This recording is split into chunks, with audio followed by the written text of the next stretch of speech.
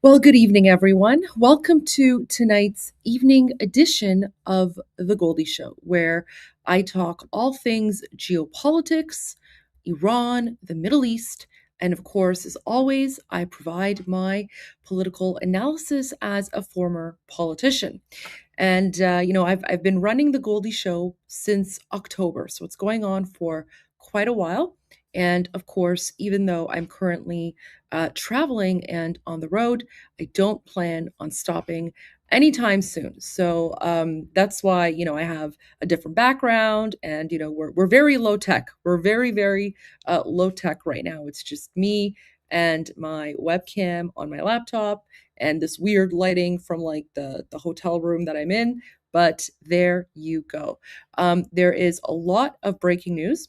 And typically the way that I run the Goldie Show when it comes to the news and updates on Iran and the conflict between the United States and, of course, the Islamic regime, is that I divide my show into three sections. So the first section is dedicated to looking at what the mainstream media is saying, the reliable sources and commentators within the mainstream media. And then I provide my thoughts and comments on that. And then, of course, afterwards, we turn to the IRGC to see what the Durkas are saying, right, in opposed to the Americans. And then finally, the third part, I will give you my overview and my analysis based on all the facts that I'm seeing. And of course, after I'm done those three parts, then I will go to your questions and comments and super chats.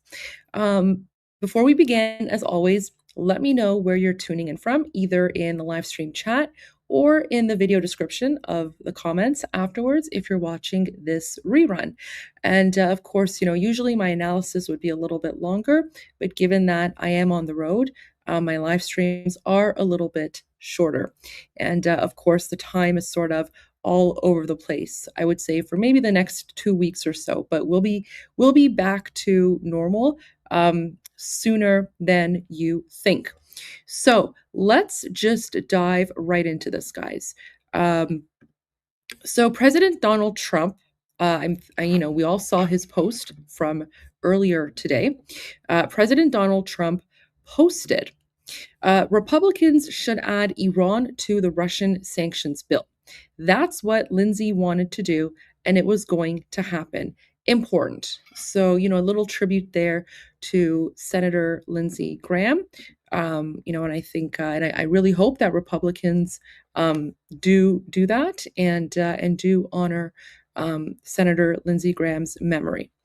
Okay, so now let's just go straight to it because there's something that is now being sort of shared on Fox News, and I find this narrative very interesting because if you recall, this is something that I have pretty much been telling you for, I don't know, the last several months, pretty much since Khamenei was exterminated on February 28th. And we've had this cardboard Ayatollah in power, but we've never seen him or heard from him. We don't even know if he's alive or not, right?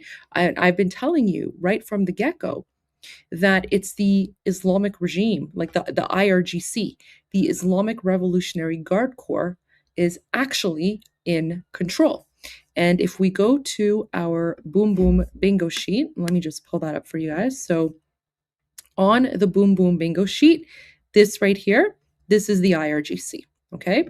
And the IRGC was created after 1979 to protect the Islamic Revolution, okay? So the IRGC was loyal to Khomeini, the first supreme dictator, Khabar Margesh, and then they were loyal to Khamenei, this one, also dead now, Khabar Margesh, thank God. So they have only really been loyal to two supreme dictators, okay? The first one for only 10 years, the second one, Khamenei, for 37 years, Okay. So now that there's like this missing Ayatollah, okay, I believe, and I've been saying this from the beginning, I have a feeling that the IRGC, those, in control of the IRGC, um, put the cardboard Ayatollah in power because he's pretty much either, dead, or he's in a coma, or if he's alive, he's pretty much being like held hostage somewhere. And it's been the IRGC that has been running the show behind the scenes since February 27. Okay. That's literally why when American negotiators have tried to go and negotiate with, the Islamic regime's negotiators, the negotiators of the Islamic regime, they'll say one thing, but then when they go back, the IRGC does something completely different. And the IRGC is not even listening to the others, right? So I've been saying that the IRGC has pretty much been in charge from the get go.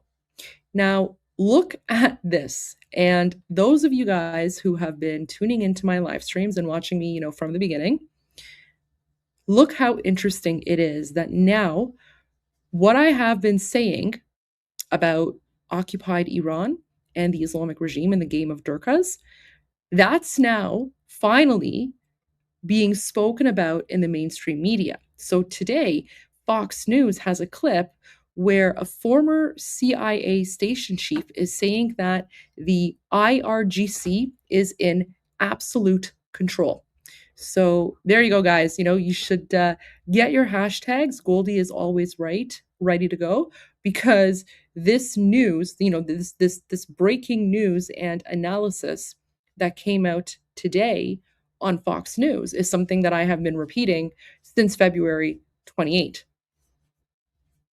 Let's bring in Dan Hoffman. He's a former CIA station chief in the Middle East, now a Fox News contributor.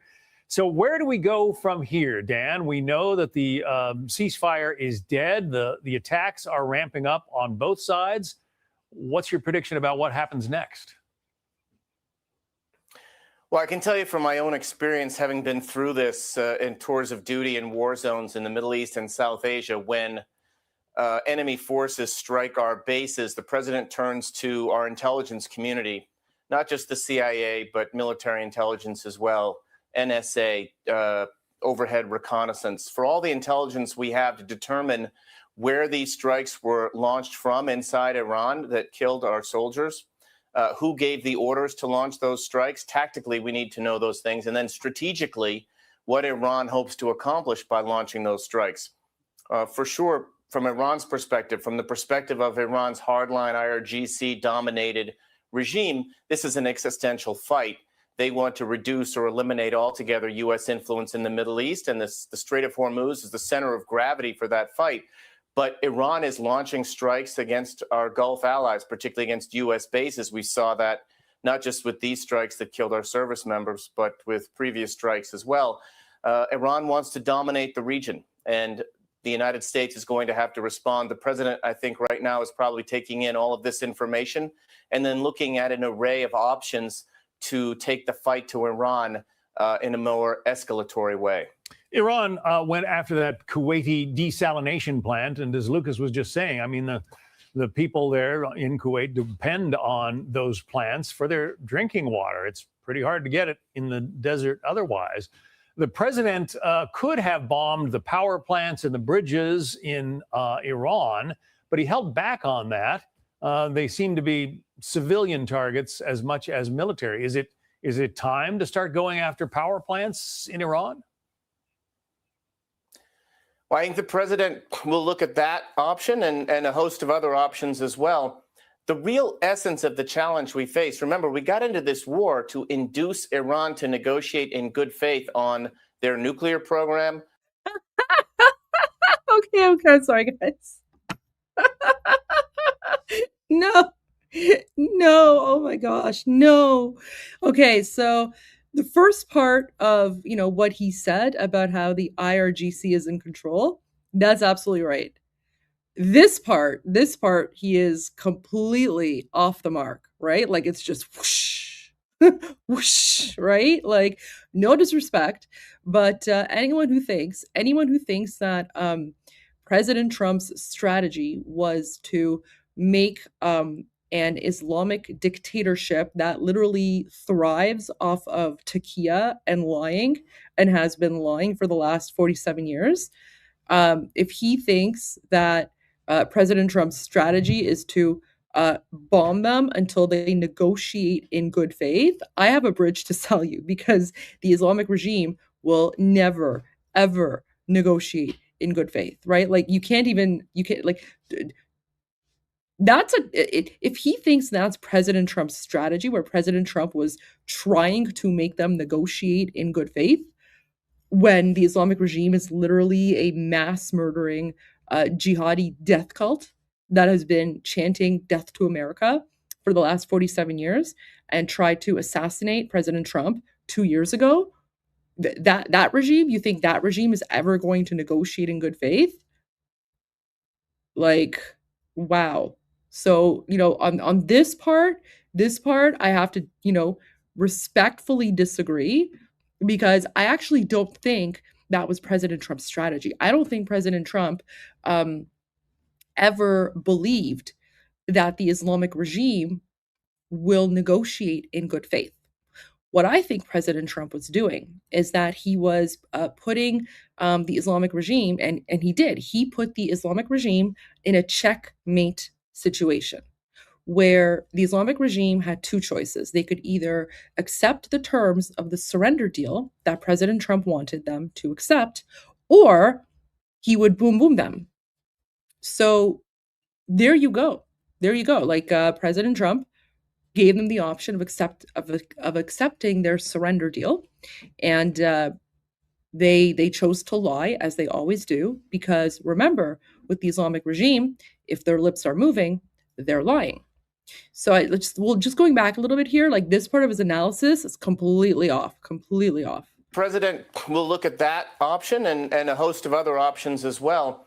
The real essence of the challenge we face, remember, we got into this war to induce Iran to negotiate in good faith on their nuclear program, their ballistic missile program, and their support to proxy terrorists. They've done nothing of the sort, and we have kind of fallen into this war against Iran, a war of attrition in a sense, because Iran is trying to disrupt the global economy by closing the Strait of Hormuz.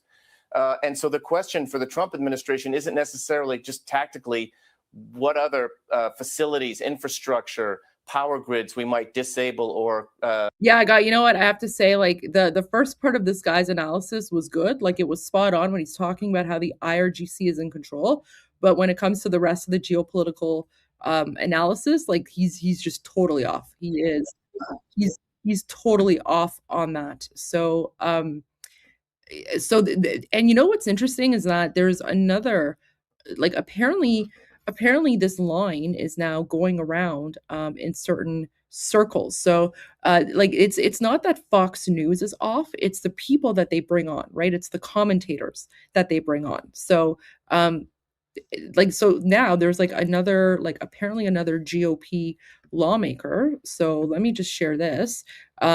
This person's also kind of saying the same thing. So apparently some people are now claiming that President Trump is escalating in order to de-escalate, which makes absolutely no sense. Virginia Republican Congressman Riley Moore, he's a member of the House Appropriations Committee. Congressman, I've seen the statement that you put out asking people to join you and your wife in praying for the families of those fallen service members. What do we do now regarding the Iran conflict? Well, John, thanks so much for having me on. I think one of the interesting things, and I've just seen kind of breaking news on this, was the precision in which they were able to strike sensitive targets within Jordan. And the reporting is indicating that perhaps China or Russia was feeding them targeting information. Now, we need to... I mean, that we already know. That we already know because the news came out like months ago. I posted about this. I spoke about this on X that China was actually giving their satellite imagery to the Islamic regime, and China is actually helping them behind the scenes to locate where the U.S. military assets or bases or targets or whatever are. So they're 100% they're using Chinese technology because that came out like months ago, back in like March or April. To get to the bottom of that, particularly if we're talking about China, on the back of the news that the president just broke and declassified about them stealing over 200 million voter files from the United States and obviously interfering in our election where they were trying to influence through media campaigns or social media people's perceptions and how they were ultimately going to vote. China is our adversary. We need to make this very, very clear. This is one of the reasons last year I introduced a bill to eliminate all student visas for China. Why are we training? All right. So anyways, this guy, like, he's just, again. Anyways, this is the one that I wanted to get to. But anyway, so I just wanted to caution all of you.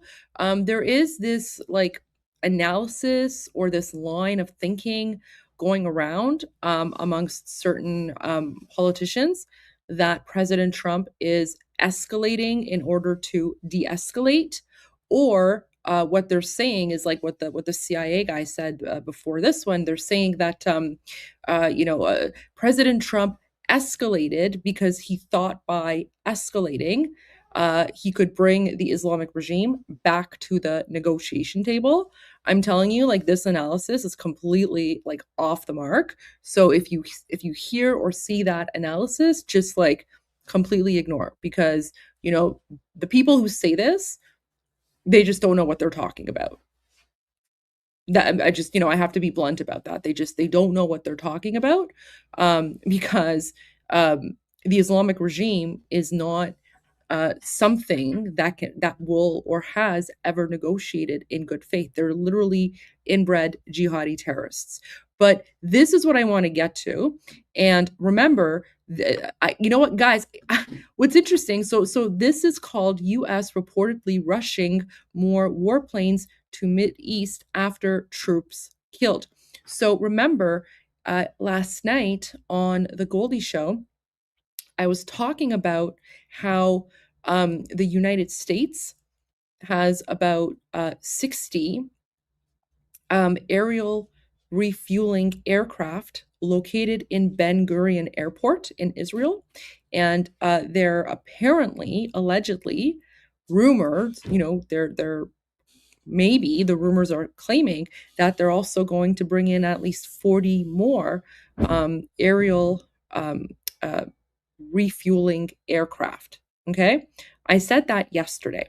And I said the fact that President Trump is bringing in all these extra aircraft, aerial refueling aircraft, that to me indicates that something big is happening, and there's a buildup happening to some sort of,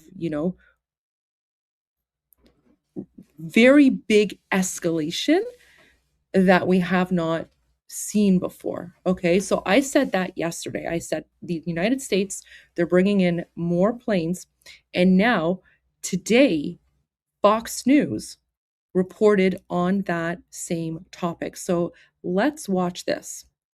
The United States striking Iran hard last night following the deaths of 2 American service members in Jordan. Madeline Rivera is live in Washington with the details. Good morning, Maddie. Hi, good morning, guys. CENTCOM says the latest round of strikes yesterday weren't only meant to degrade Iran's ability to hit ships in the Strait of Hormuz. They also targeted IRGC forces that they say launched attacks against U.S. service members in Jordan on Friday. We have yet to learn the identities of the 2 fallen service members. The U.S. says they were killed as they and partner forces defended themselves from Iranian ballistic missile and drone attacks. 1 service member is currently missing in action. 4 American service members were evacuated to Jordanian hospitals. They have since been released. War Secretary Pete Hegseth later reacting to the incident, saying, "Godspeed, heroes. Their sacrifice only stiffens our resolve." And that is the question today, guys. All eyes are on the region to see how this tit-for-tat will further escalate. The president tells News Nation, "It's a very sad thing. We hate to see it happen. It's in service to our country." At the same time, the president appears undeterred, telling the New York Post they did it because they don't want to see Iran have a nuclear weapon. And it just shows you how bad the Iranians are. The Wall Street Journal reports the U.S. is now rushing more warplanes to the region as Iran's supreme leader accuses the U.S. of violating the memo of understanding. The breakdown of the MOU center. Wait, so the supreme dictator of the Islamic regime accused the United States of violating the MOU? Are you talking about this one, the one that we don't have any like proof of life of, right? So what did he come out with, like a video, an audio? Did he appear in public, or was it just another random written message that was produced by who knows, right? Details matter. Details matter. On control over the Strait of Hormuz, Iran tried to dictate shipping traffic. The U.S. says it's since redirected 5 commercial vessels and disabled 1 as a result of its naval blockade. Charlie, Lisa, and Griff. Thank you, Madeline. Thank you, Maddie. Yeah, it's another reminder that I think that Democrats, much like a lot of people in the United States, have disastrously misread President Trump. And if you think that inflicting this kind of pain on America by killing 2 service members is going to deter President Trump from doing what he believes must be done, then you're disastrously wrong. And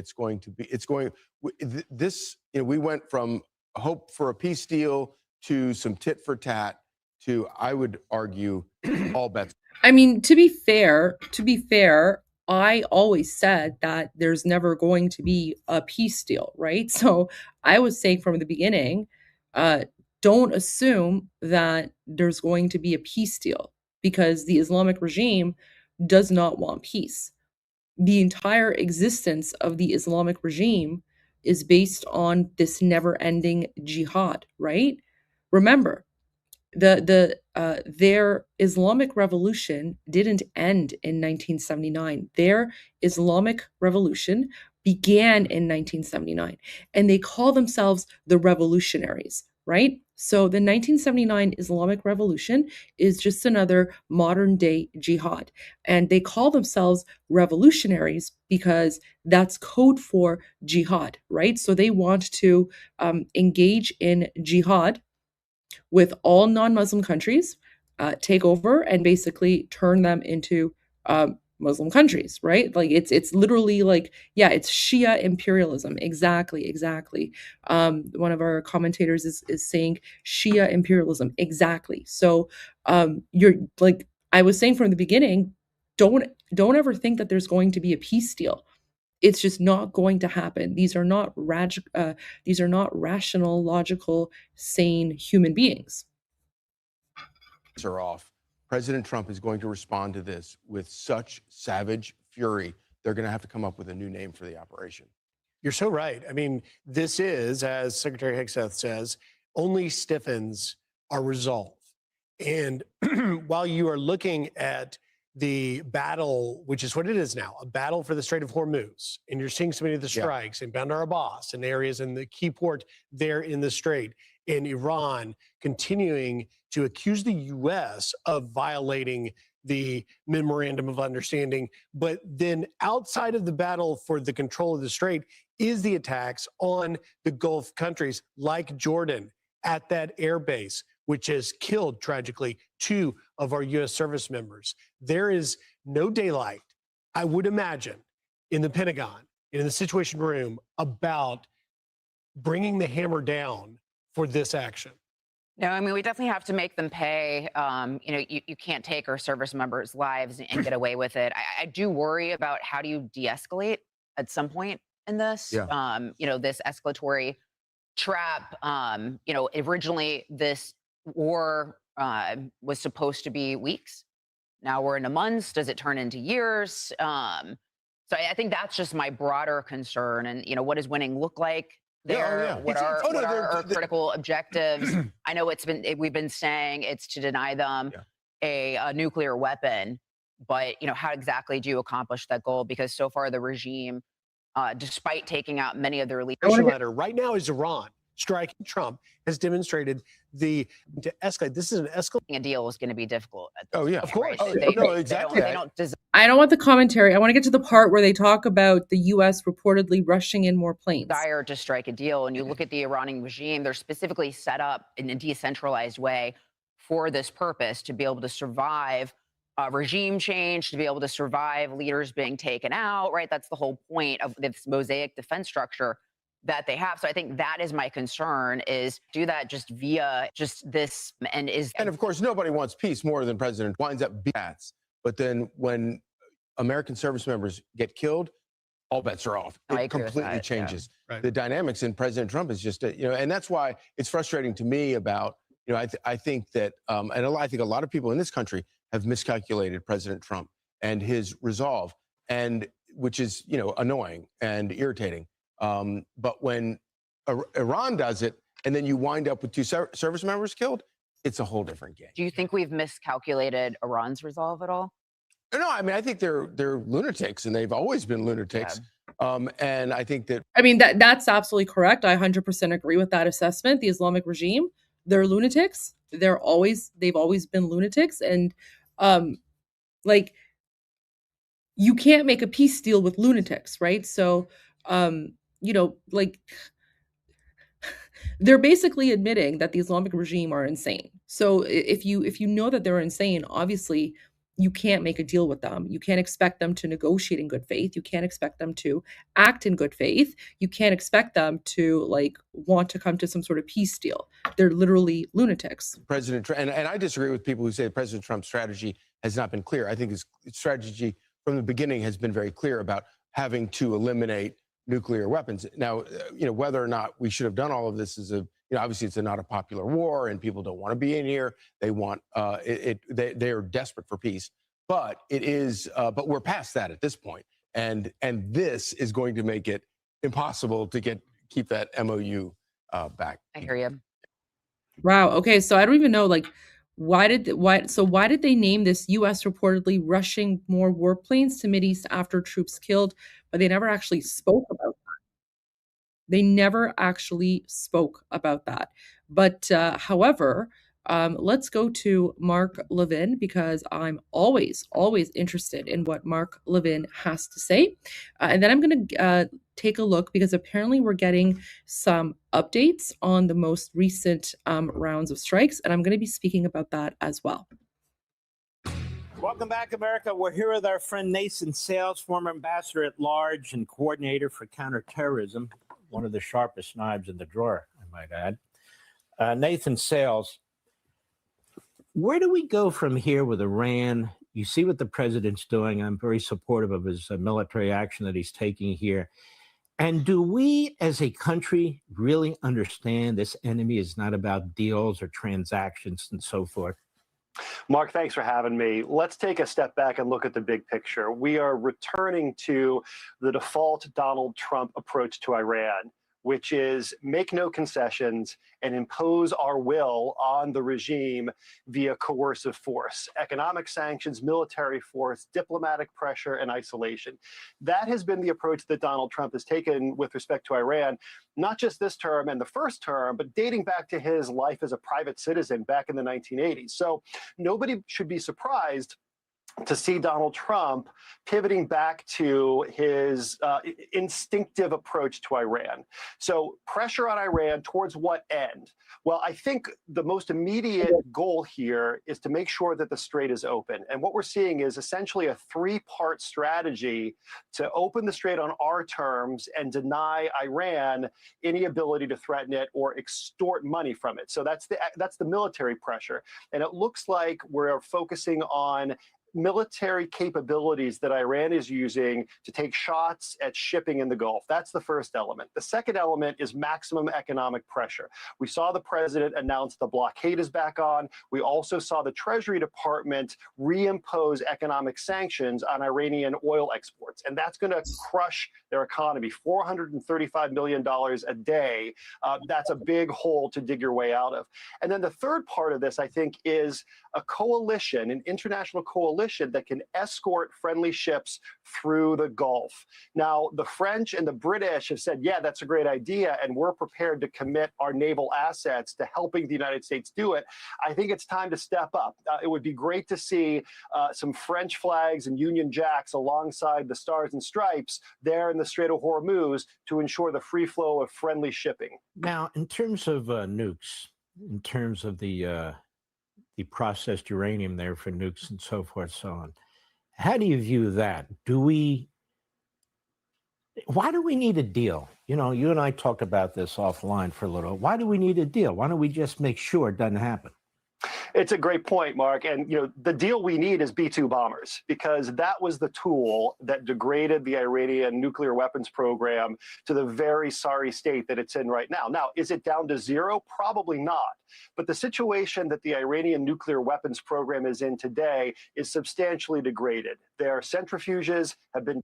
Except for the fact that we're now hearing about new military sites that have existed, and also certain nuclear power plants where the Islamic regime claimed they were for civilian purposes, but we're finding out that those were also being used for military weapons. I'm going to be speaking about that momentarily when I go over a number of the places that the Americans have boom-boomed in the last 24 hours. And some of the things will shock you. But let's just finish this analysis really quick. Destroyed. Their facilities under mountains have been largely collapsed. The highly enriched uranium that they have built up a stockpile of since the Biden administration is entombed. So we don't actually need a deal, maybe, in order to preserve the weakened state of the Iranian regime. Don't forget, their nuclear engineers, many of their brightest nuclear engineers are dead as well. So the problem with pursuing a deal, as opposed to just maintaining the status quo with the threat of force, the problem with the deal is, one, we're going to have to give something up to get a deal. Two, any deal that the Iranians sign, they're going to start violating it on day one. And we know that because that's exactly how they treated the ceasefire deal over the past month.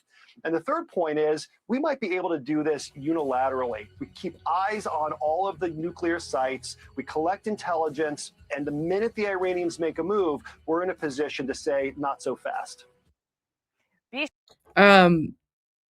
So wait, someone is saying, how do folks feel about using nukes to target nuclear sites? The United States is not going to use nuclear weapons against the Islamic regime. That's not going to happen. The United States is not going to drop nuclear bombs on Iran. So that's not like a thing, okay? Like no one's going to do that. The United States doesn't need to drop nuclear bombs on nuclear facilities to destroy them. That's a terrible, terrible idea. And the only dictatorship, or the only like thing out there that ever talks about nuking others is the Islamic regime. The Islamic regime is the one that is threatening the world with nuclear bombs. So there are perfectly acceptable ways of destroying underground nuclear facilities that does not require the use of a nuclear bomb. And remember, that's how the United States destroyed 3 of the Islamic regime's underground nuclear facilities last year. They used bunker busters. They didn't use a nuclear bomb. So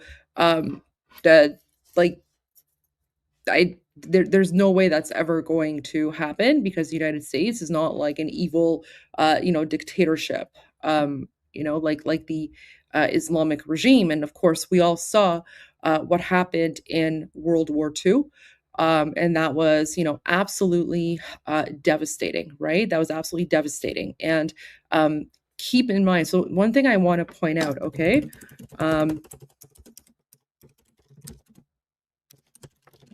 I just want to make sure that I have my dates right here. So keep in mind, during World War II, there was no Geneva Conventions, okay? So, like, during World War II, there really was no law of armed conflict, okay? There was no sort of international, maybe like very like small minor things, but there was really no like sort of codified rules of war, okay? So, when you look at a situation like, how countries were behaving in World War II, um, the reason that the Geneva Conventions were in fact created, back in like they were adopted in 1949, and then they entered into force in 1950. The reason that the Geneva Conventions were created in the first place was because during World War II, things had gotten incredibly out of hand, So that's why, we now have things like the law of armed conflict. So just wanted to point that out. But no, like, the United States is not going to be dropping nuclear bombs on anyone. So like, that's not even a thing that, to talk about there. So there's that. Now, I just want to give some of the latest updates on what's been going on inside of occupied Iran. Before I do that, I just wanted to share one quick, if you'll just indulge me for one moment. I wanted to share this video with all of you. These are some women in Bandar Abbas. Okay, now remember, those of you who have been tuning into the Goldie Show every evening, you're familiar with this map. Okay, so this map is basically sort of the main areas that the United States has been targeting for the last 8-9 days. And Bandar Abbas is right here. Okay, so Bandar Abbas is a southern port city. I would safely assume that Bandar Abbas has been probably the one that has been targeted the most. Okay, the most. So not only is all the IRGC bases in Bandar Abbas have been under constant attack and being destroyed, but all of the major roads and corridors, transportation corridors to and from Bandar Abbas are being systematically destroyed. So we're talking about strategic tunnels or bridges or whatever, right? And this has severely impacted the ability of the Islamic regime to mobilize and to, of course, like send its troops around, and of course to get supplies as well. So given that Bandar Abbas has been under quite intense boom booms for the last 9 or 10, 8 or 9 days, I just wanted to show you this video of how women in Bandar Abbas are responding and reacting to the constant barrage of boom booms by the United States. So here are the women of Bandar Abbas, okay? So, and of course, their faces are mostly hidden because they don't want to show their identity. So I'll play the video first, and then I'll translate afterwards. Yeah, there you go. Omid already, yes. So for all of our non-Iranians, I actually translated this phrase, this Persian phrase, a few days ago. And for our Iranian viewers, don't give it away. Don't give it away. What does this mean? Bizan ke khub mizani. So pop quiz time. random pop quiz time. Does anyone remember what this phrase means? And while I'm waiting for the answers, I'll just play the video for you guys, okay?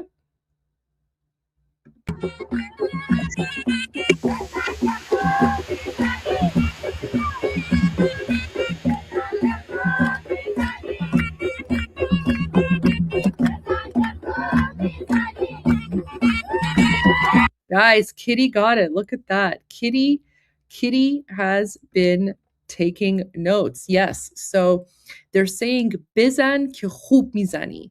Bizan means hit them, right? So bizan ki khub mizani means hit them because you're hitting them good. Okay? You're like basically you're doing like a really good job of hitting them. So this is how Iranian women in Bandar Abbas are reacting to all of the boom booms being dropped on the IRGC in and around Bandar Abbas. Okay, and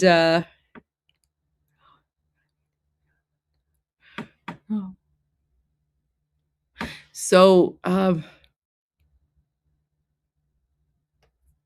anyways, so they're basically celebrating, right? So they're singing and dancing, and they're basically like saying to the Americans, like, you know, hit them because you're hitting them well. So like keep going.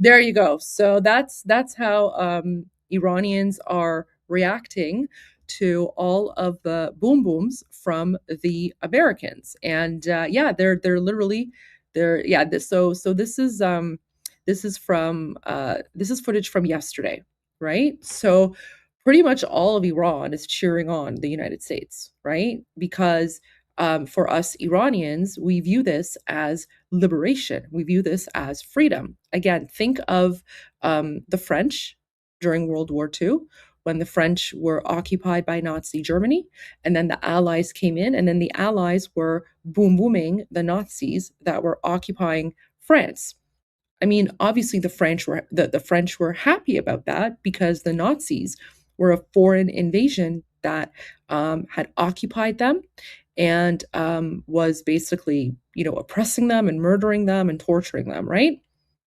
Same thing with the Iranian people, right? So the Iranians view the Americans coming to bomb the Islamic regime the exact same way that the French viewed the Allies coming to free them from Nazi Germany in World War II.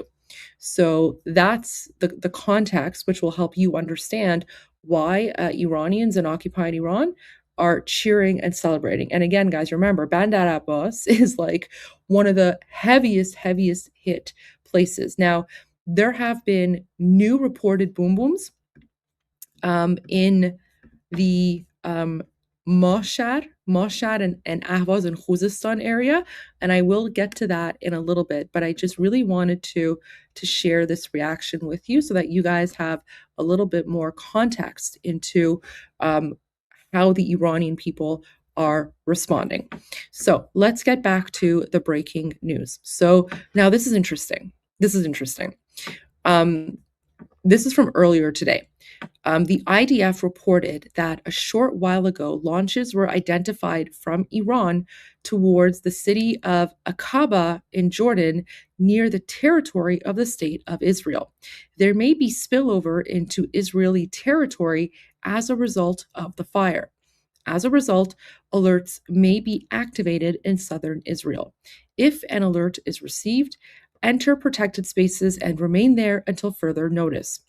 As of this moment, there is no change in home front command guidelines. If there are further changes in situational assessments, the public will be updated accordingly. So let's pull up Aqaba on the map, okay? So, okay. This is Israel. This is Jordan, okay? This is Jordan here. And Aqaba is right there, okay? So it's literally a border city with Israel, okay? Border city with Israel right there. Now, what's interesting is that in this recent round, like since the conflict began, the Islamic regime has been sending missiles to Jordan, Kuwait, Bahrain, Oman, all these places, but they have yet to send a ballistic missile or any sort of missile or weapon or drone to Israel. Isn't it interesting that the Islamic regime for 47 years has chanted, death to Israel, death to the little Satan, we're going to liberate Jerusalem, blah, blah, blah, all that, like Durka, jihadi, Allahu Akbar nonsense that they've been spouting for the last 47 years. But now when push comes to shove, they're not even like attacking Israel. They're attacking the other Muslim countries in the Middle East, right? However, it seems like the Islamic regime is trying to toy with Israel, okay? So because they sent, like they targeted Aqaba, okay? Why? Like,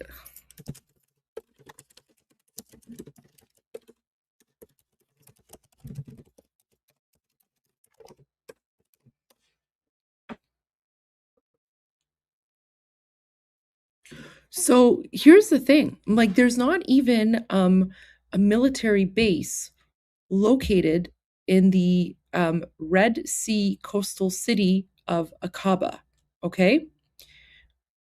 So like, I mean, if someone, because I was looking into this and I couldn't find a reason as to like a legitimate military reason as for why the Islamic regime would attack Aqaba. The only thing I can think of is that they're trying to bait Israel, right? So they got very close to the border, but they haven't actually breached that yet. So a lot of people have been asking me, why hasn't Israel entered the conflict yet?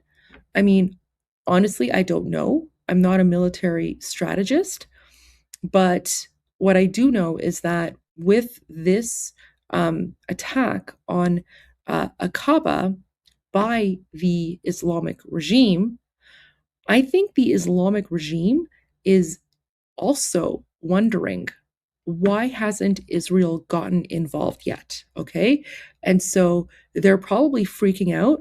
They probably think that maybe there is like something bigger at play. I mean, who knows? So I think the Islamic regime is targeting Aqaba because they're trying to bait Israel into attacking them because they're freaking out over why Israel has not entered the conflict yet. And I mean, to be honest, I mean, just look at the way that the United States has been completely annihilating the Islamic regime. And, a few nights ago, I also said the Islamic regime has pretty much changed its strategy because when this conflict first began, back on February 28, there was a very clear delineation between Israel and the United States when it came to targets, right? So the United States initially was focusing on the military targets, IRGC bases, things like that. And Israel was focusing more on the sort of IRGC assets that were tools of oppression of the Iranian people. So we're talking like the police stations, the Basij, checkpoints, things like that, right? Not necessarily military targets per se. However, they were all part of the Islamic regime, and they were all there, to suppress and oppress the Iranian people. This time around, however, the United States is not only attacking military targets, but they're also attacking those IRGC areas or assets that are used as tools of suppression and oppression of the Iranian people. For example, police stations, right? And remember, in a totalitarian dictatorship like the Islamic regime, the police are not actual police, right? They're pretty much Muslim Nazis, and their only role is to murder innocent, unarmed Iranians. And earlier today on Iran Revolution Live, and if you haven't seen it, go back and watch that, because that'll give you all the updates on what's happening in Iran with the Iranian people.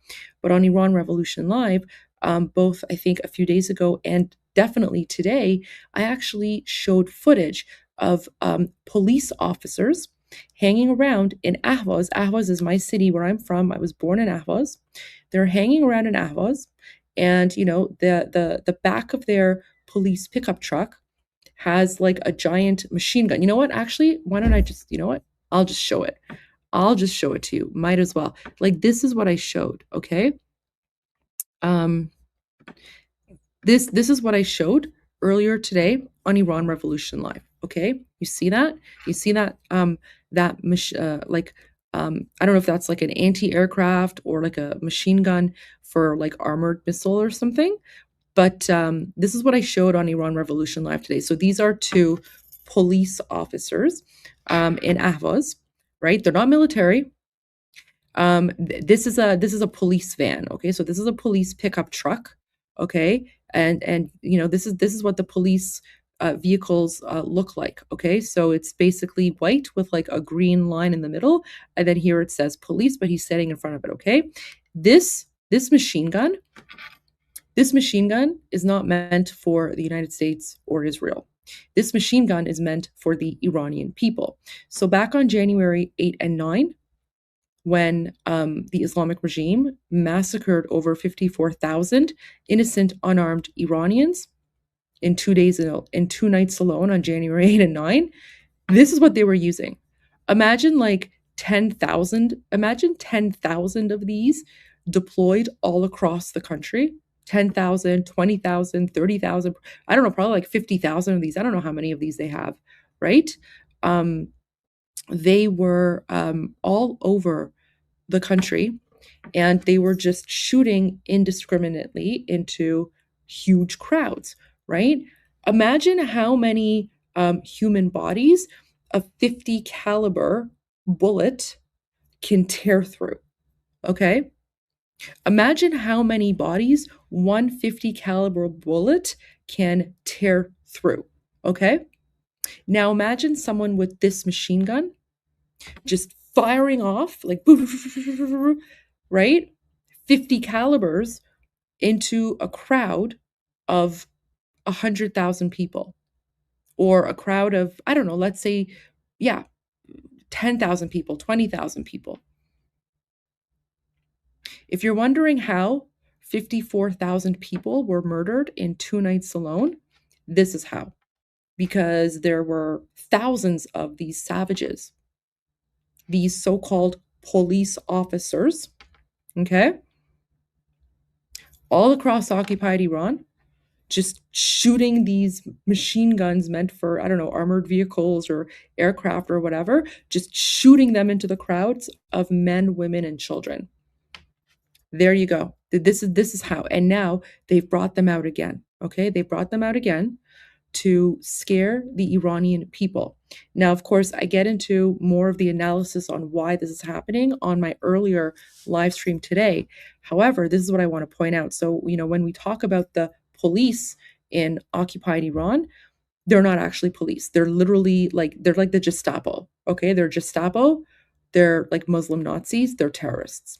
And when we hear news that the United States has been targeting and destroying police bases, that makes us happy. We are glad. We are glad, because these are not like police, and they're like their very existence and the fact that they call themselves police officers is an insult to policing and an insult to the men and women who actually put their lives on the line to serve their communities. And I know a lot of police officers, and I have so much respect for them, right?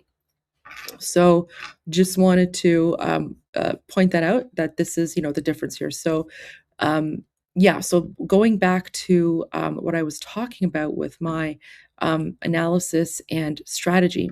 So, um, you know, the Islamic regime is freaking out because Israel hasn't joined in yet, and they don't know why. And to be quite frank, I don't know why.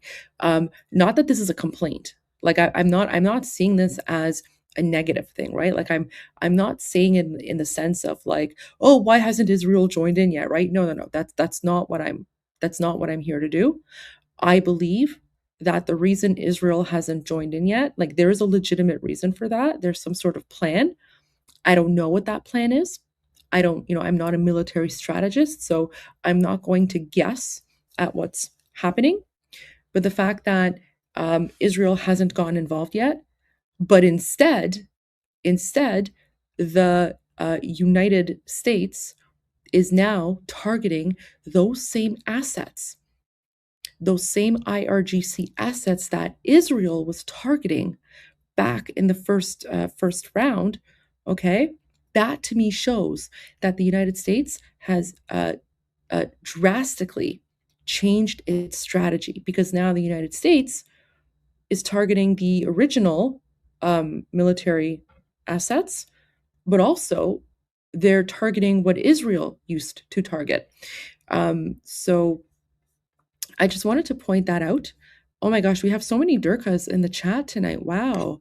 These people are like freaking out.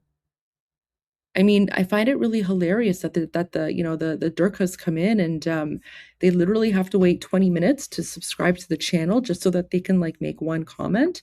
Wow. All right. Anyways, so so funny, guys. You know what? I just have to say, whenever I see the Durkas coming in and commenting, it lets me know that I'm on the right path, because they're literally freaking out. So anyways, I just wanted to say, I believe that there is some sort of plan. Okay, so there's some sort of strategy between Israel and the United States. We don't know what that plan is. We don't know what that strategy is, right? We're not supposed to know. We're not supposed to know, right? Because if we were able to figure it out, obviously the Islamic regime would be able to figure it out. But what I can say is that the Islamic regime has certainly noticed that Israel has not yet been involved, and that is making them very, very uncomfortable. And today, by virtue of them attacking Aqaba, which is right on the border with Israel, to me, that shows that the Islamic regime is not only nervous, they're freaking out. They're literally freaking out, because now they're going so far as to try and, attack a city that's literally on the border of Israel, as if they're trying to draw Israel out, okay? And Israel did not take the bait. So that's how, like, I see this attack on Jordan. To me, this is more proof that the Islamic regime is freaking out. They literally don't know what's going on. They don't know what the plan is. And you know that there's like a saying that's like, sometimes like silence is more powerful than words. The fact that Israel, in this context is silent, the Islamic regime is freaking out. They don't know what to say or do. Anyway, so that's sort of my assessment on why I think Aqaba was attacked. Again, I could be wrong. I don't know, right?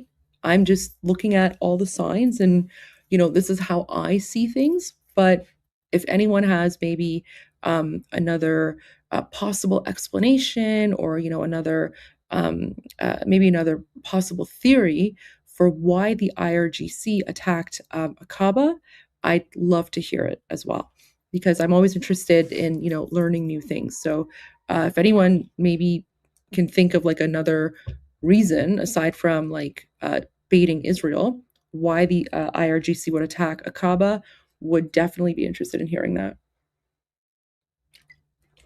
So Then ballistic missile launch from Kermanshah. Kermanshah is the northeastern part of Iran. And okay, so this is what I want to get into.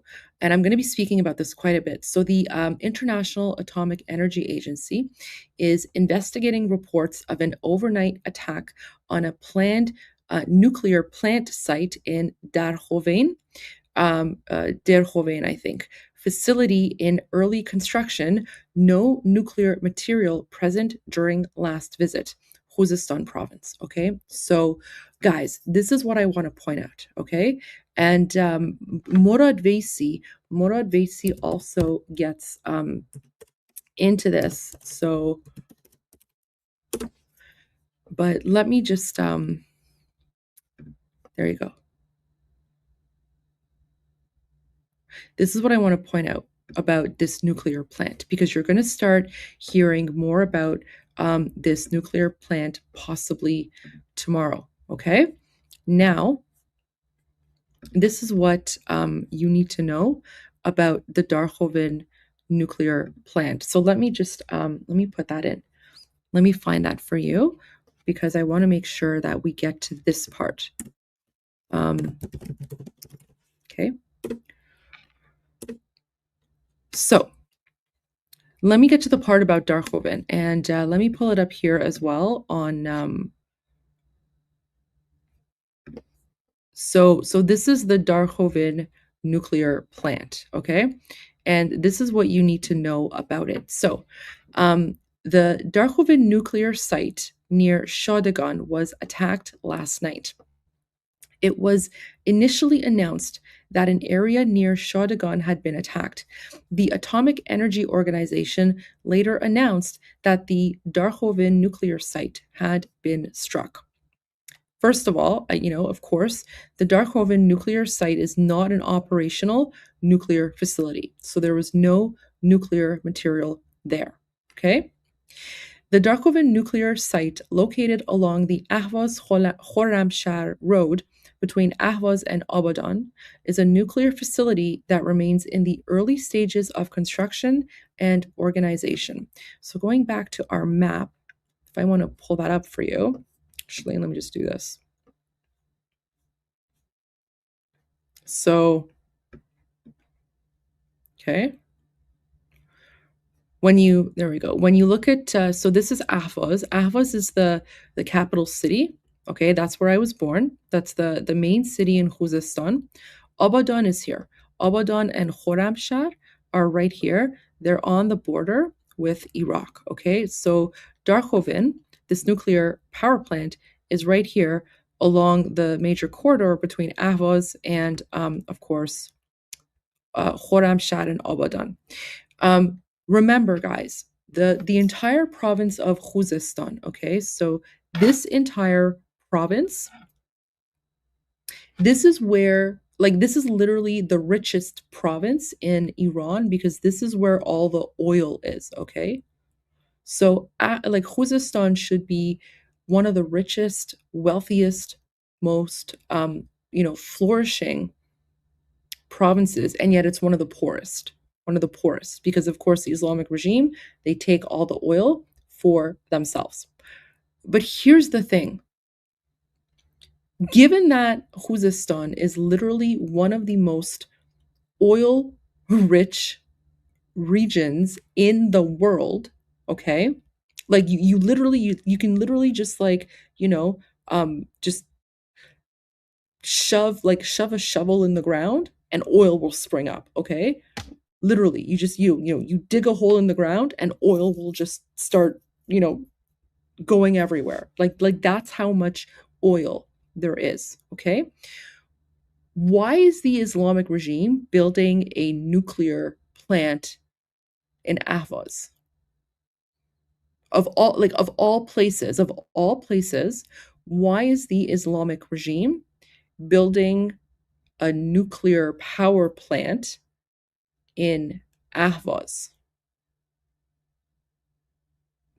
one of the regions that has the most oil in the world, and literally there is zero there's no lack of oil, right? Like there's no lack of energy resources.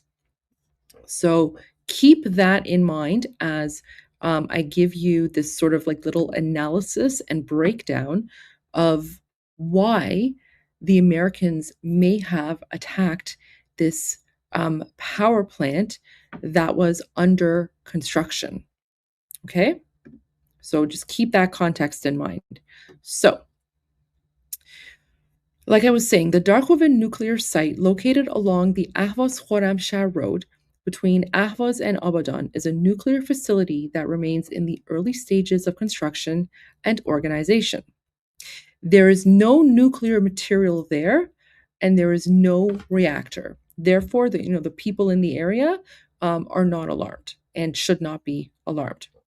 So, as far as we know, this was still a long way from becoming an actual nuclear power plant. This is a nuclear site whose location was originally selected during the Shah's reign, like a very, very long time ago.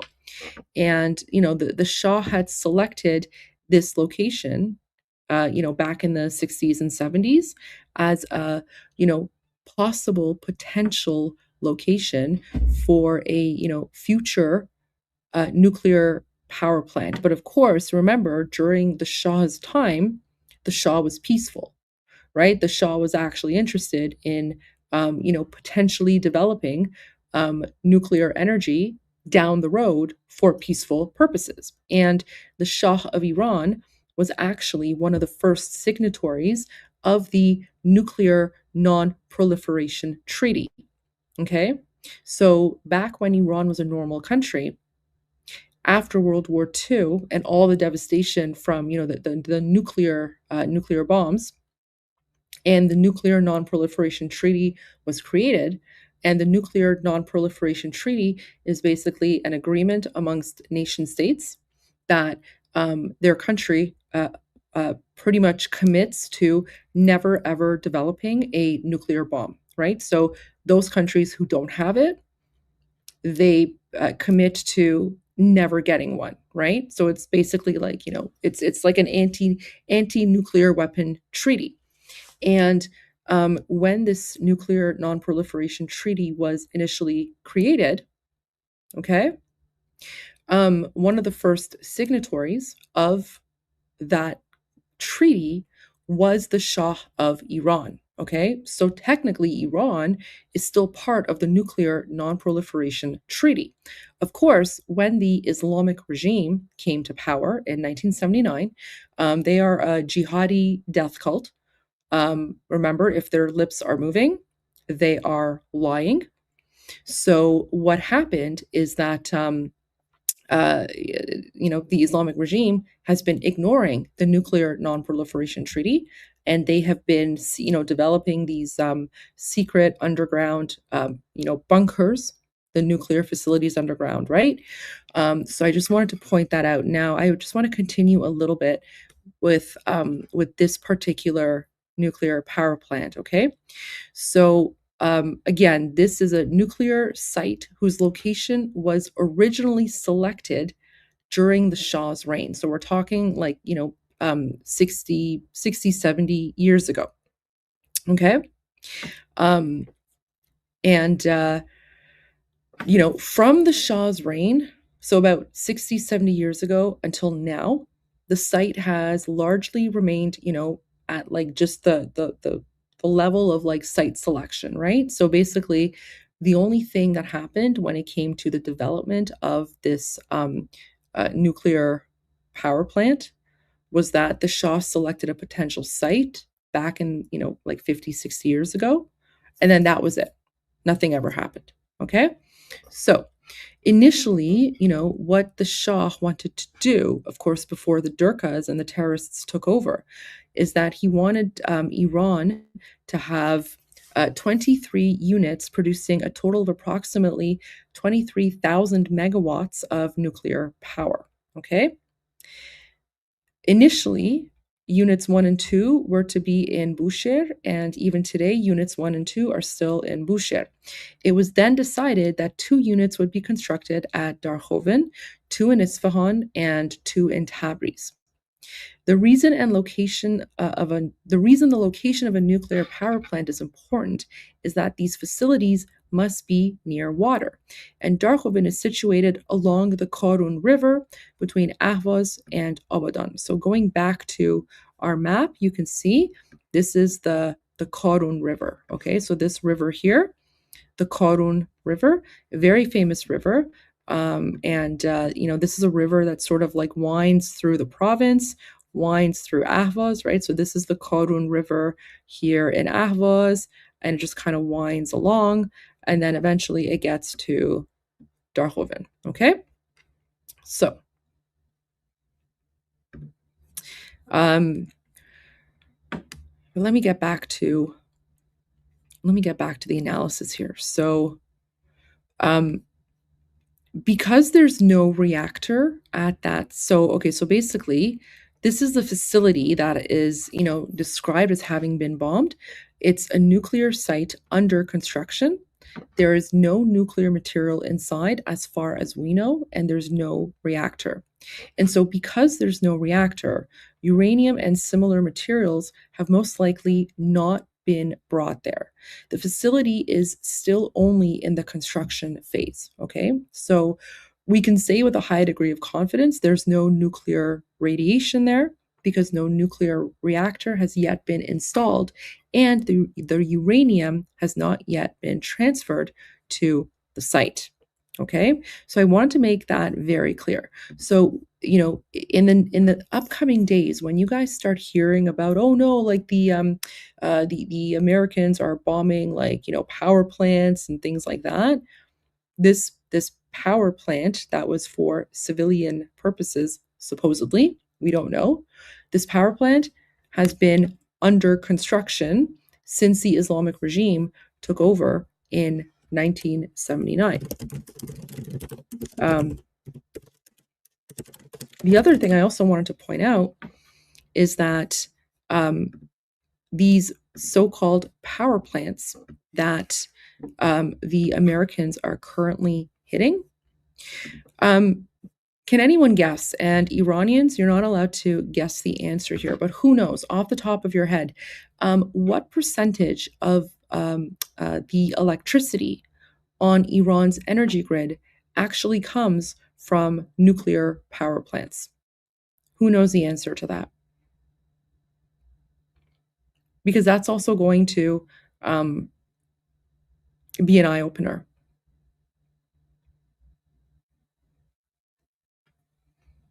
Not zero, but close.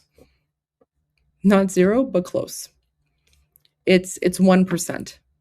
1%. 1% of the energy going to Iran's electrical grid comes from nuclear facilities or nuclear power plants, which makes you wonder. The Islamic, and think about that for a moment. Think about that. The Islamic regime has spent at least $2 trillion American dollars building at least 3 underground nuclear facilities that they claim was not meant for military weapons, right? The Islamic regime claims that they built, they spent $2 trillion building 3 secret underground nuclear facilities for peaceful purposes, and yet only 1% of Iran's electricity comes from nuclear power. Okay? Kind of strange, right? Isn't that strange? So $2 trillion spent on 3 secret underground nuclear facilities for peaceful purposes, and yet only 1% of the energy goes to the electrical grid, which makes you wonder, okay, what's happening with the rest of the nuclear facilities, right? What's really going on there? So there you go. I just wanted to add that there as a little bit of context. So, when you guys start hearing about this nuclear power plant, or just about, nuclear power plants in general, in, of course, the mainstream media. Now you have the proper context behind this. So first of all, this nuclear power plant has been under construction since the time of the Shah. And second of all, only 1% of Iran's electricity actually comes from nuclear power.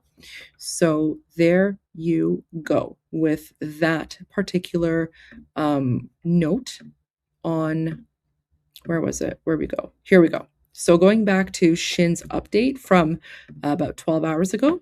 So now you understand where the context and information behind this planned nuclear plant site in Darkhovain comes from. And I have a feeling that there's a very good reason why the United States destroyed this nuclear power plant, okay? We don't know that reason yet, but I'm sure we will find out sometime in the future. Now, the army, the Islamic regime army, is claiming that they downed another U.S. Lucas, UAV in southern Iran. Now, keep in mind, these Lucas UAVs are actually reverse engineered from the Islamic regime drone technology, right? So remember, for the longest time, the Islamic regime was bragging about the fact that they had created these low-cost drones that were, meant to basically bankrupt the United States, because they were like making all these grandiose claims as to how, their drones cost $1,000, and they're forcing the Americans to waste millions of dollars to counter their cheap drones, and they were laughing and gloating until a few months ago, Admiral Brad Cooper came out. Sorry, guys. Until Admiral Brad Cooper came out and said that the United States had actually reverse engineered this, cheap Islamic regime technology, and the United States had created their own version of these cheap drones, which they called the Lucas drone, right? And these Lucas drones are based off of Islamic regime technology. So the fact that the Islamic regime is claiming that they've now downed one of these, cheap drones, that's not actually a win. If anything, that just shows how incompetent their own technology is, right? Because they can't that's all they can do. That's all they can pretty much do, right?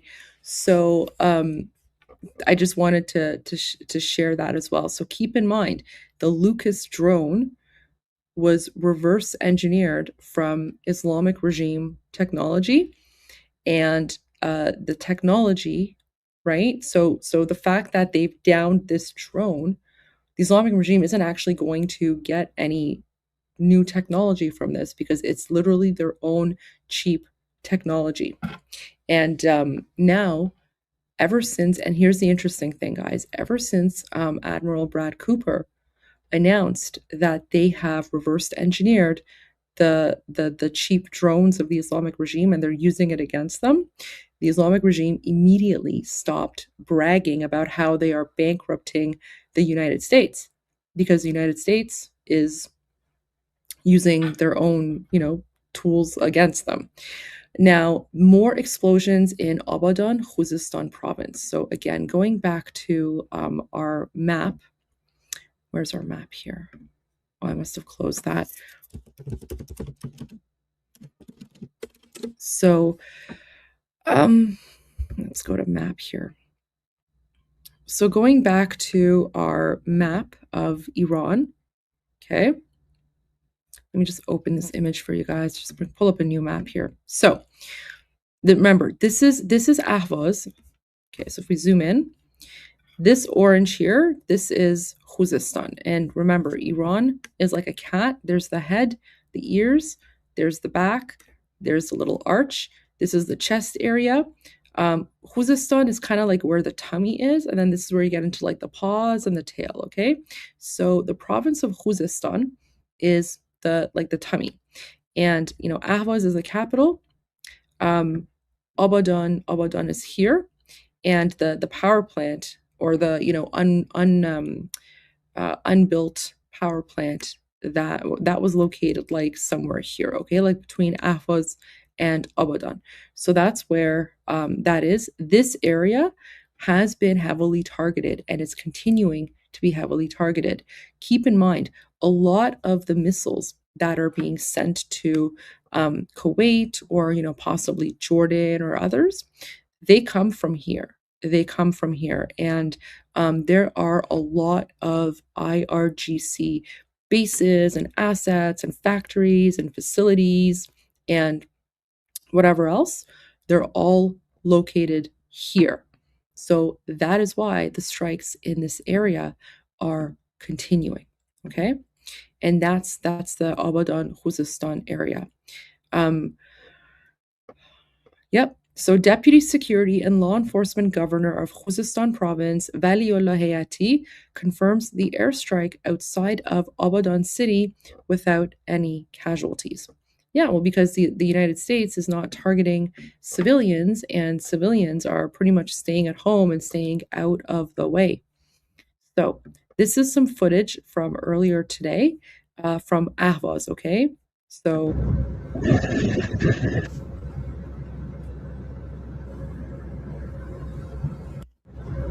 basically, like, that's some sort of IRGC base that's been targeted. It's far off in the distance, but as you can see, Iranians, they're on the roads. Although what's interesting is that like Ahvaz is a pretty populated city. There's a lot of traffic in Ahvaz. The fact that it's like the middle of the day and we're not seeing a lot of traffic, to me, that indicates that most Iranians are pretty much like staying at home and just waiting this out, right? So people are just sort of staying at home because they know. And I mean, that's sort of the message that I'm getting from people in Ahvaz. It seems like the strikes are escalating. So even today, when I was speaking with my contacts in Ahvaz, they were saying that they heard even more strikes than yesterday. So every day, right? And by the way, there are a lot of bridges over the Karun River. Yeah, this is a good point, Surosh, that you made. There are a lot of bridges over the Karun River. Like, I think last time I checked, there's like 7, maybe 9. Like, I can't even remember now. But guys, not a single bridge in Ahvaz has been targeted. Let me just pull this up for you to give you guys some context, okay? So, and this is important. So, if we zoom in on Ahvaz, okay, so this is Ahvaz, okay? This is Ahvaz, and this is the Karun River.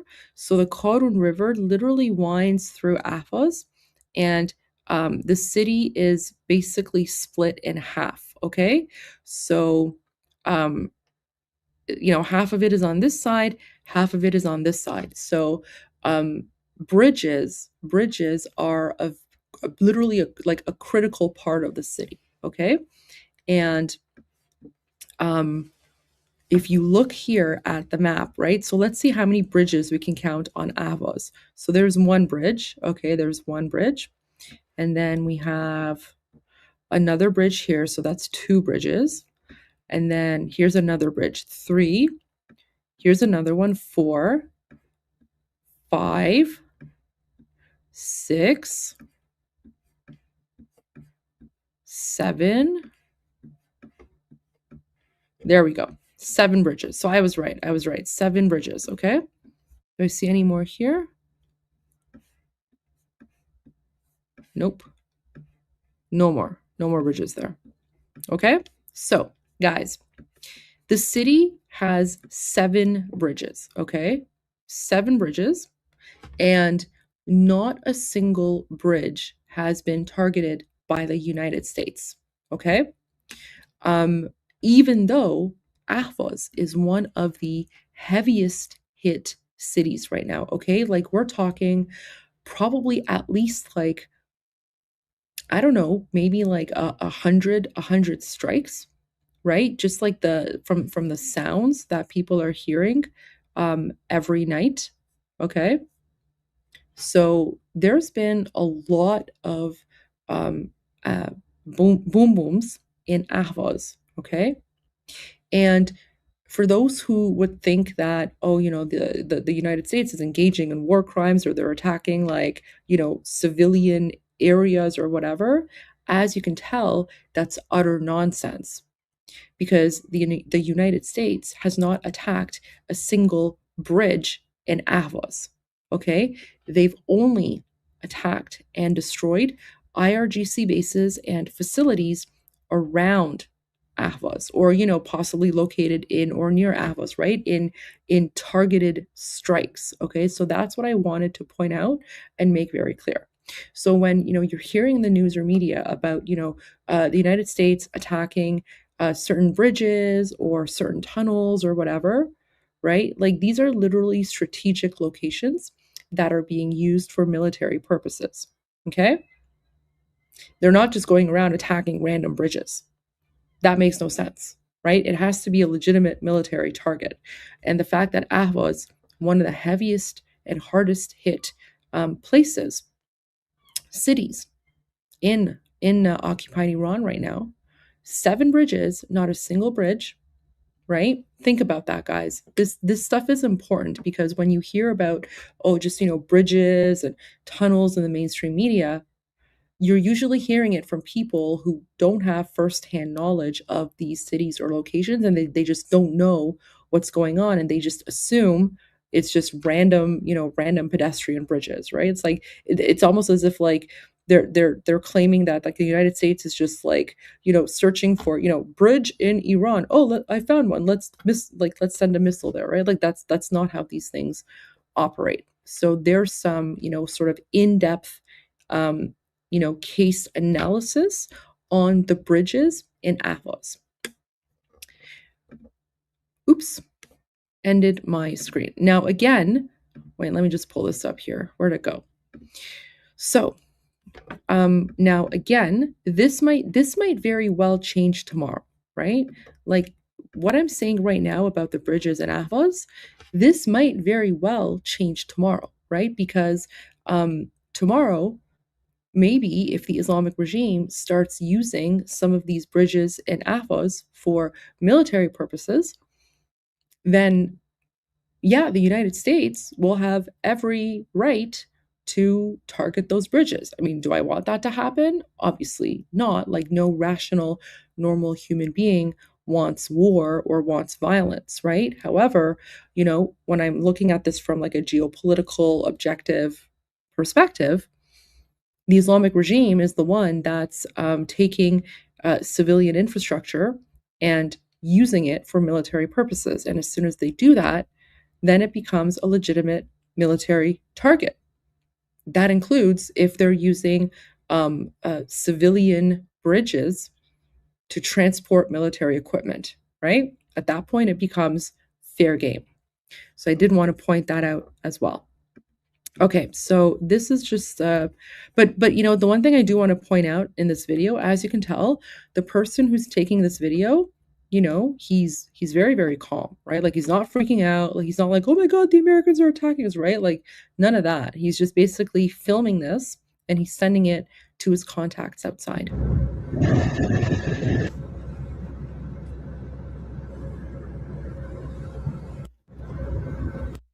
So there you go with that one. Now, jet activity over Western Tehran, that's the capital. The Islamic regime once again attacked Kuwait. Now, new imagery shows Iran conducting resurfacing work at tunnel entrances at the Yazd missile base while they exchange fire with the U.S. The activity suggests effort to restore operational readiness at one of Iran's key long-range ballistic missile facilities. The base has previously been linked to repeated launches of Khorramshahr-4 missiles toward Israel. My assessment, based on previous patterns, this activity may indicate preparations to restore the site's launch capabilities and maintain readiness for a potential confrontation with Israel. Okay, so here is this footage for you guys. You see that? So this is what it looked like. This is what it looked like on, when is this? 1407, 1907, okay? So this is basically July 14, satellite imagery taken July 14, satellite imagery taken July 19. So the Islamic regime, remember when I told you that the reason that the Islamic regime is just sort of trying to delay, is because the Islamic regime use that delay tactic to basically get as much time as they can to, become stronger and get ready to resume their attacks, okay? Because if the Islamic regime was actually interested in peace, if the Islamic regime was actually interested in, negotiating in good faith, why would they be trying to secretly rebuild the tunnels and the roads to the tunnels that were destroyed by the United States, right? If they were really interested in peace, they wouldn't be doing this. But here you go. Literally proof that you cannot trust the Islamic regime. The Islamic regime will never, ever negotiate in good faith. And remember, if their lips are moving, they are lying. So there you go. And all right, so we have an important update from CENTCOM that I just wanted to share. Yesterday, U.S. Central Command announced the passing of 2 U.S. service members and the missing status of one in Jordan following an Iranian attack on July 17. After a thorough research, U.S. military personnel found unidentified remains at the location earlier today. An examination process to verify the remains is ongoing. Separately, a U.S. service member in northern Iraq was killed in action July 18 during a controlled detonation of unexploded ordnance from a downed Iranian one-way attack drone. A second service member was wounded and continues to receive medical treatment for a minor injury. CENTCOM is withholding additional information, including the identities of the missing and fallen warriors, out of respect for the families during the notification process. So very, very sad news over there. Sending, prayers to all, my condolences.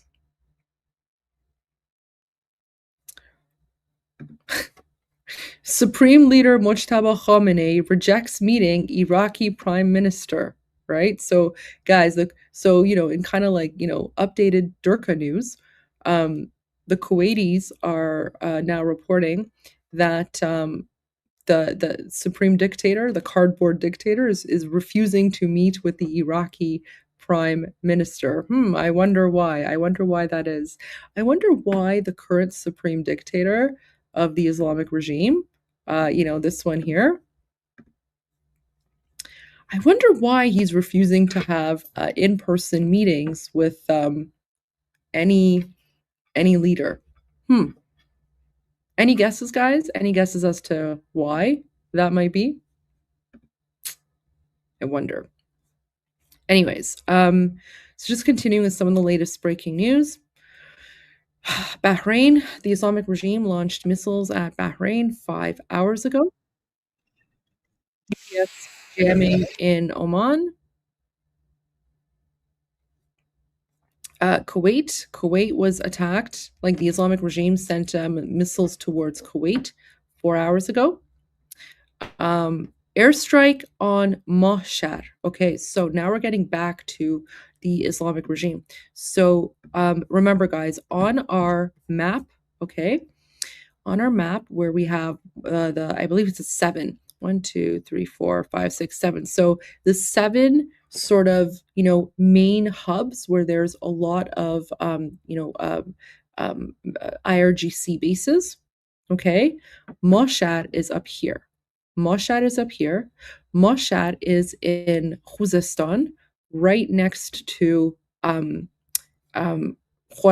So actually, going to remember this corridor map between Ahvaz and Khorramshahr, where the nuclear power, the unbuilt nuclear power plant is located. So Mashhad would be like right here.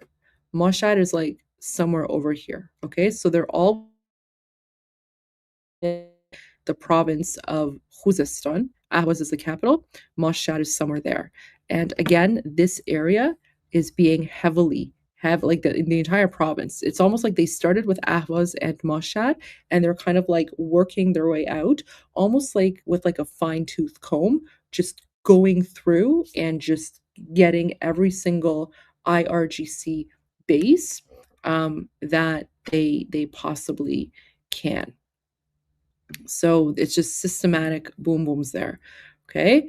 Now, 3 hours ago, Shin reported several explosions in Tabriz. So, guys, Tabriz is in the northeastern part of Iran. Okay.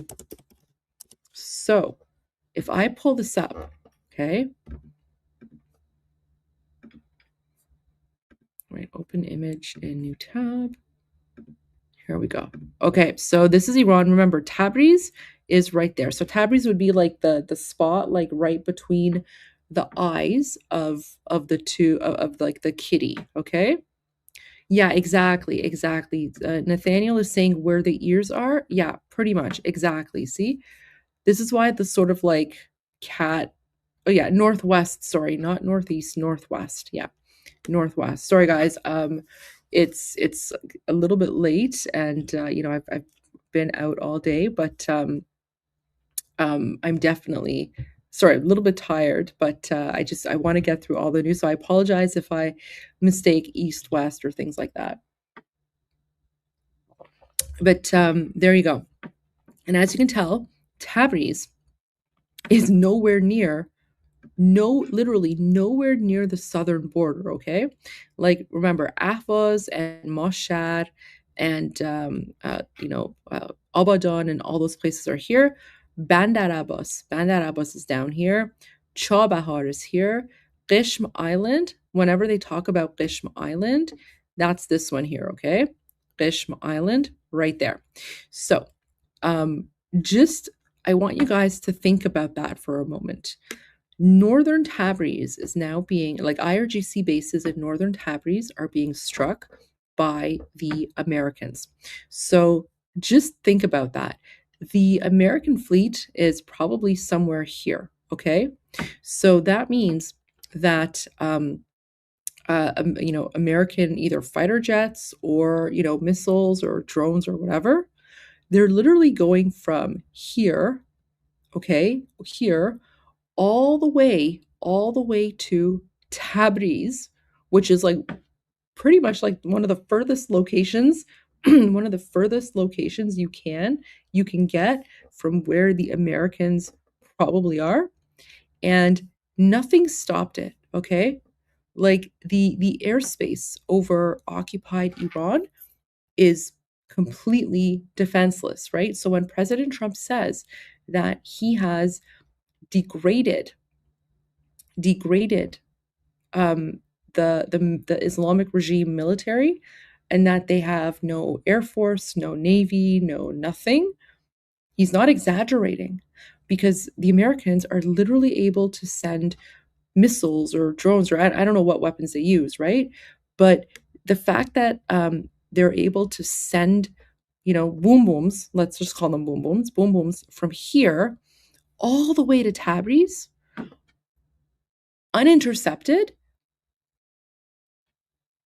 that's literally proof of what President Trump has been saying all this time. And yet the Democrats and the fake stream media, they're all saying, oh, America is losing. Really? Really? The United States is losing? Do you call sending boom booms from here all the way to here losing?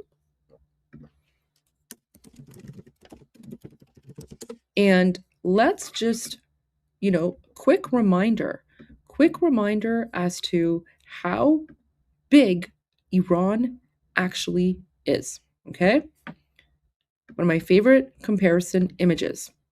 This is Iran overlaid over the United States, okay? So imagine if the American fleet was here, okay? So they're literally here. They're not even here, okay? They're like over here somewhere, okay? So they're in like the Florida Keys, okay? So imagine if like your military is in the Florida Keys and you're able to send boom booms uninterrupted and unintercepted from the Florida Keys to the border between these two states. I don't know my American geography, right? What state is that?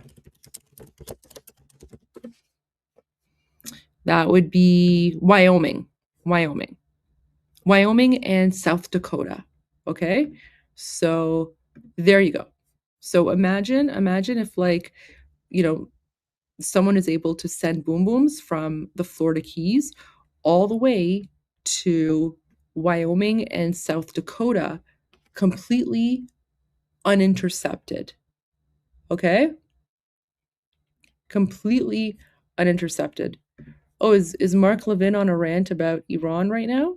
All right, let me pull that up. Thank you.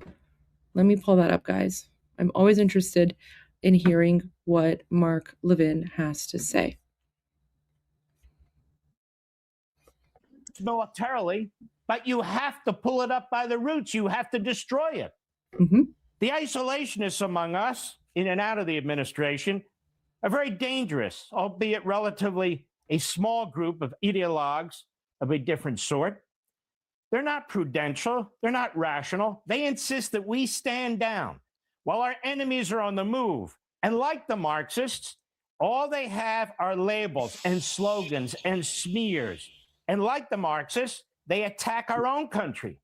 They accuse our country of supporting forever wars. They accuse our country of being a warmonger. Wait, what? Mark Levin posted me today? If we do not adopt aspects of the Reagan doctrine and incorporate them into the Trump foreign policy in dealing with Iran, we will not defeat that regime. And that regime will build nuclear weapons and intercontinental missiles, not now perhaps, but the next day, the next year, in 5 years. That's right.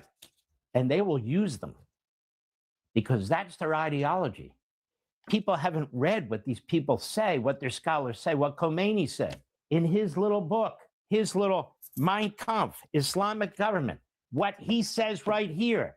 This is their Bible, if you will. About this Unlike book. the old Soviet Union or today's Russia or communist China, the ideology of the Iranian Islamist regime is based on the belief that Allah compels the annihilation of the West and that dying in service of Allah is martyrdom.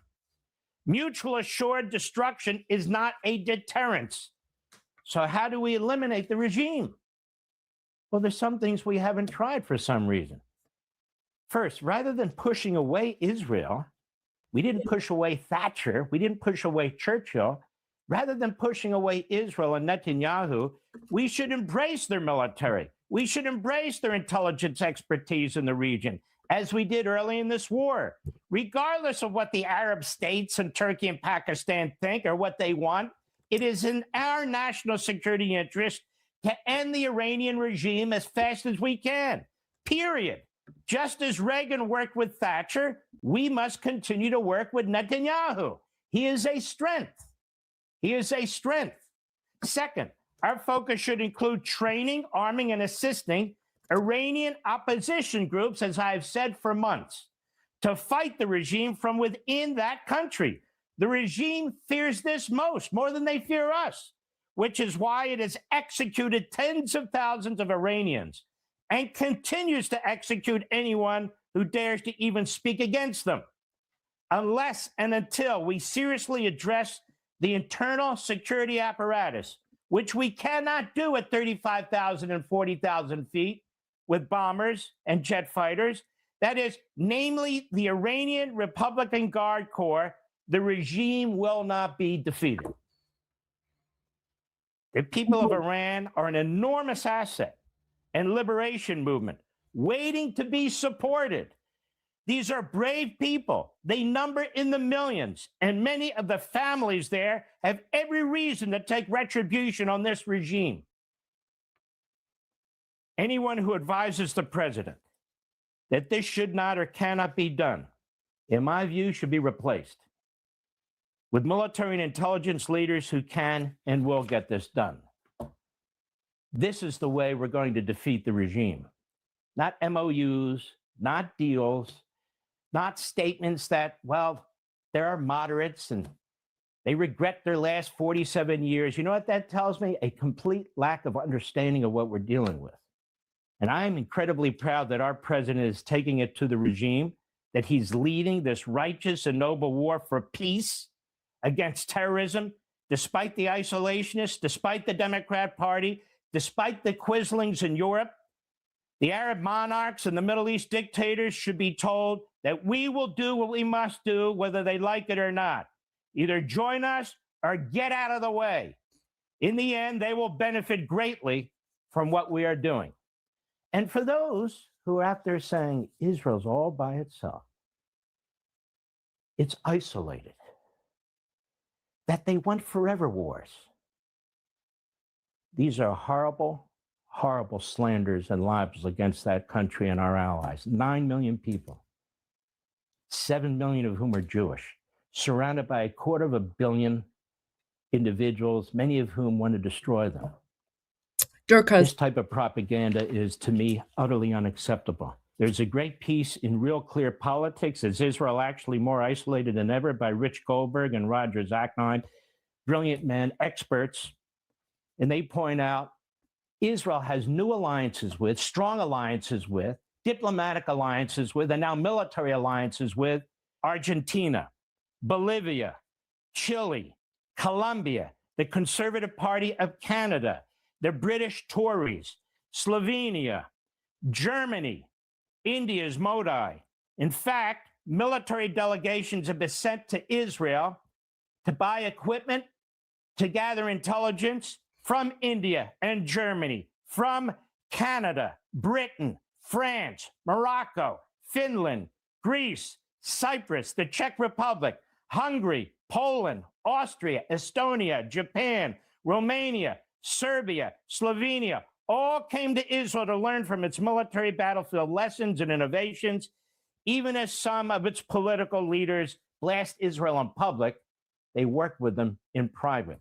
American conservatives should be buoyed by Israel's rising stock among conservatives worldwide. And polling suggests support remains rock solid in the United States, despite the propaganda you're hearing from some.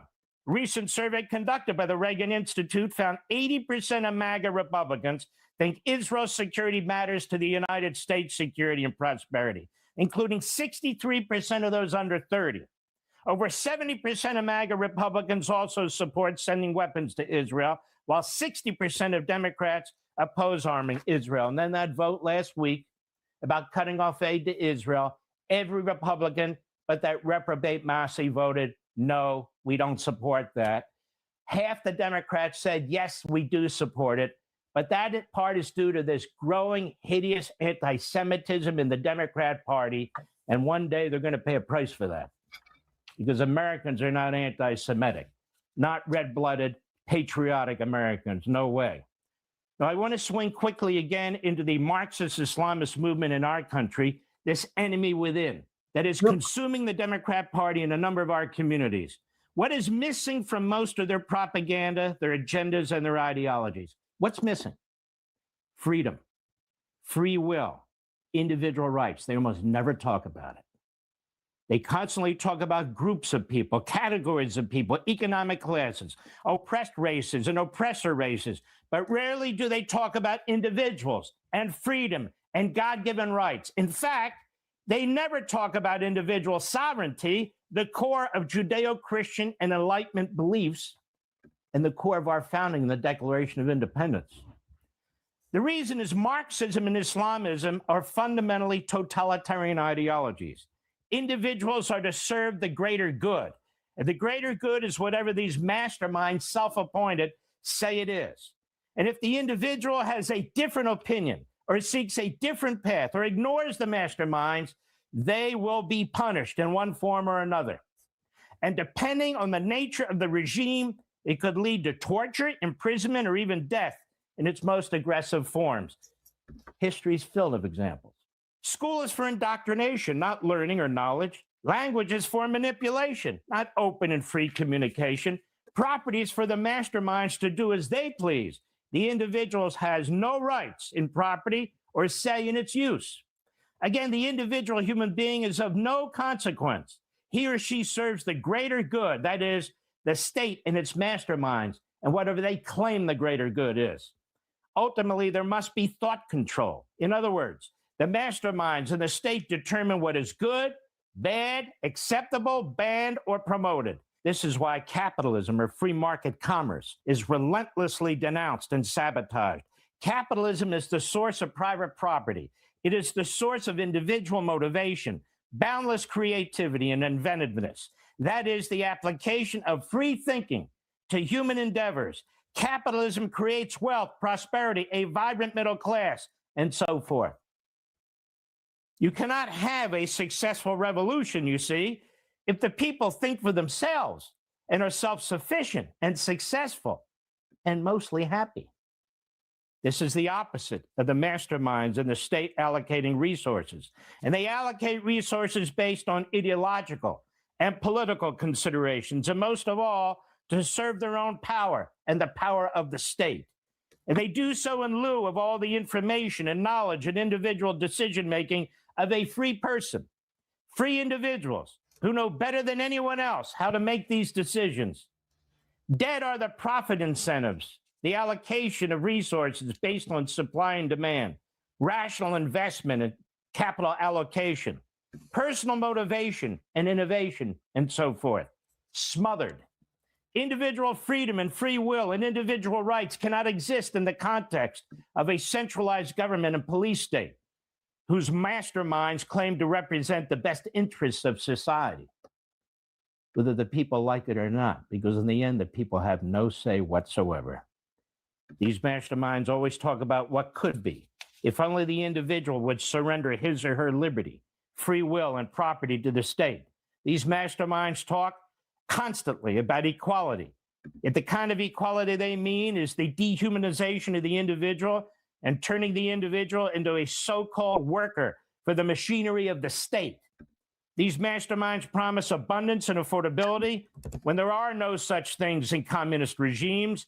Indeed, the focus is never on the well-being of the individual, but the power of the state and the masterminds who run them.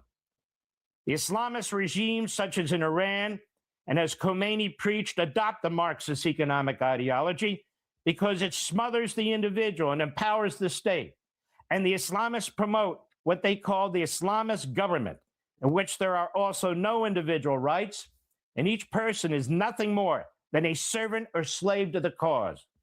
We must oppose these inhumane ideologies right here in America, where they are spreading, by making the case for freedom, for free will, individual rights. We must take our magnificent history back from those who pervert it, distort it, and twist it, and use it to undermine our country for their own totalitarian purposes.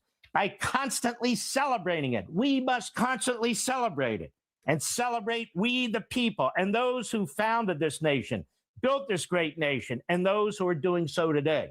We must use actual, abundant examples of human suffering and economic dislocation created by these totalitarian demagogues and ideologies. And we must remind our fellow citizens, our family members, and our friends of the unimaginable prosperity and opportunity and civility and freedom our governing and economic systems have provided us. And compare this to the hellholes and the police states and failed societies that the Marxist Islamist propagandists in our country seek to impose on us. We're in a battle of ideas. Let's engage these charlatans, push back, expose them, expose their lies. And they are nothing more than American Marxists and Islamists who seek to empower themselves through manipulation and propaganda. I'll be right back. Wow. Guys, that was so incredibly powerful, especially okay, so we're gonna have to watch the whole thing tomorrow, so we can see everything that he says about Iran from the beginning. However, wasn't it interesting that he's talking about that, you know, the green book that he was referring to, that's basically like the jihadi pedophile book, right? So that one there that Mark Levin was referring to, yeah, that's like the jihadi pedophile book that Khomeini wrote. By the way, Texas, thank you for bringing this to my attention. Mark Levin quote posted me today. So thank you, Uncle Mark, for quote posting me. We love you. And we support everything that you're doing to support us and to be our voice. So yeah, guys, honestly, like I've been on the road, traveling, but I still try to do some stuff on social media, and like totally missed this. So yeah, Amu Mark quote posted me today. So there you go, a little bit of bragging rights on that one right there, because we appreciate everything that Mark is doing to support the Iranian people. Okay, so going back to the latest news. So 4 hours ago, Shin reported several explosions heard in Tabriz. Again, Tabriz is up north, where the, I guess you could say where the forehead of the kitty cat is. And again, like I was explaining before we went to Mark Levin, that's like the equivalent of, an army or like, someone in the Florida Keys sending a missile uninterrupted to the border of Wyoming and South Dakota, I believe, right? So this just goes to show that the United States is pretty much dominating the airspace over occupied Iran, right? Like the Islamic regime. Remember a few days ago, the Islamic regime, or actually, no, I think it was yesterday, the Islamic regime was claiming that, if the United States doesn't stop, then, in a couple of days, they're going to unleash all hell on the American military. And yet the American military is literally able to send missiles to Tabriz, which is up here, uninterrupted. And the Islamic regime can literally do absolutely nothing about it. So just a little bit of input to put these statements by the Islamic regime into context. Again, the only thing that the Islamic regime is good at doing is murdering innocent, unarmed Iranians. And today on Iran Revolution Live, I actually spoke about this. I spoke about the fact that not only were two innocent young Iranians, one innocent young Iranian and one innocent young Afghan national who was actually supporting Iranians during the Lion and Sun Revolution. They were both hanged this morning. The Iranian was 18, the Afghan was 23. And we also have 12 more people who are currently on death row, and they may very well be executed in a couple of hours. Yes, they're very young. They're very young. Most of them are, they're pretty much all Gen Z, right? So I spoke a lot about this on my episode of Iran Revolution Live earlier today. So if you missed day 193, definitely go and watch that, because again, guys, on Iran Revolution Live, I do more of like an in-depth analysis and input on what's happening with the Iranian people, the Iranian Revolution, the current conditions inside the country, things like that. And of course, my evening live stream, The Goldie Show, focuses more on, the overall geopolitics and analysis. So for more in-depth info on Iran, definitely check out Iran Revolution Live.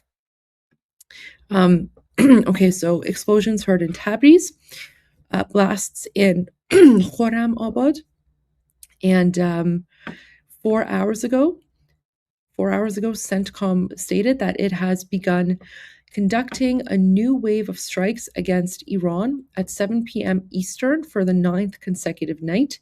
The strikes will continue degrading Iranian military capabilities used to attack commercial vessels and civilian mariners transiting the Strait of Hormuz. And 1 hour ago, they posted their update. And we have new footage. New footage, guys. So an hour ago, CENTCOM posted, U.S. Central Command successfully completed the 9th consecutive evening of strikes against Iran, July 19 at 10 p.m. Eastern. So about 25 minutes ago. CENTCOM assets targeted Iranian military command centers, air defense and coastal surveillance sites, maritime capabilities, missile and drone launch sites, and communications networks to further diminish Iran's ability to attack commercial vessels and civilian mariners transiting the Strait of Hormuz. The U.S. military is holding Iran accountable at the commander-in-chief's direction. So once again, a reference to President Trump. CENTCOM forces remain highly vigilant, focused, lethal, and ready. And of course, here is the video footage that CENTCOM released tonight.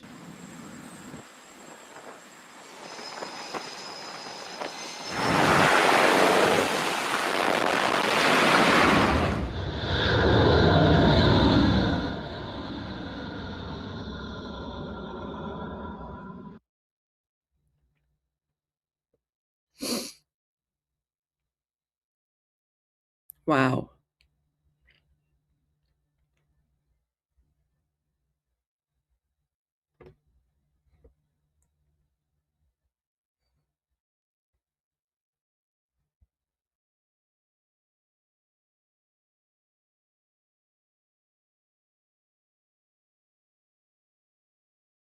So, CENTCOM. Okay. Several blasts in Chabahar. So again, going back to our map, the map of all the major bases. Let me pull that up for you guys. Too many tabs open. So Chabahar is down here, okay? So the Islamic regime is literally in the same round and wave of attacks. They've attacked all across occupied Iran, from Chabahar, which is down here in the southeastern corner of the country, all the way to Tabriz. Okay, yeah. I mean, I can't play the boom boom song right now because I'm not in my usual place, so I have to keep the audio to like a minimum. So I apologize, but you guys just have to like play it in your heads until I get back to my usual location, and then I would be more than happy to play the footage with the boom boom song. I can't do it right now. I don't have like my earphones or headbuds with me. Earbuds. If I had my earbuds, I would, but I don't have them right now. But next time I'll make sure to have my earbuds in so that I can play music for you guys.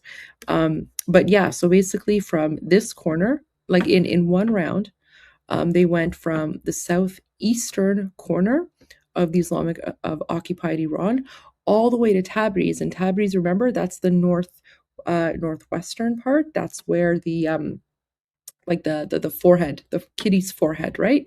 So pretty much all across the country. And we're seeing all of these strikes confirmed, okay?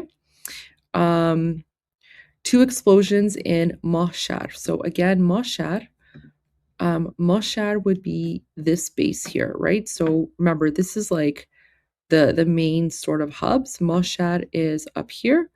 Mashhad is also very close to the location of the unbuilt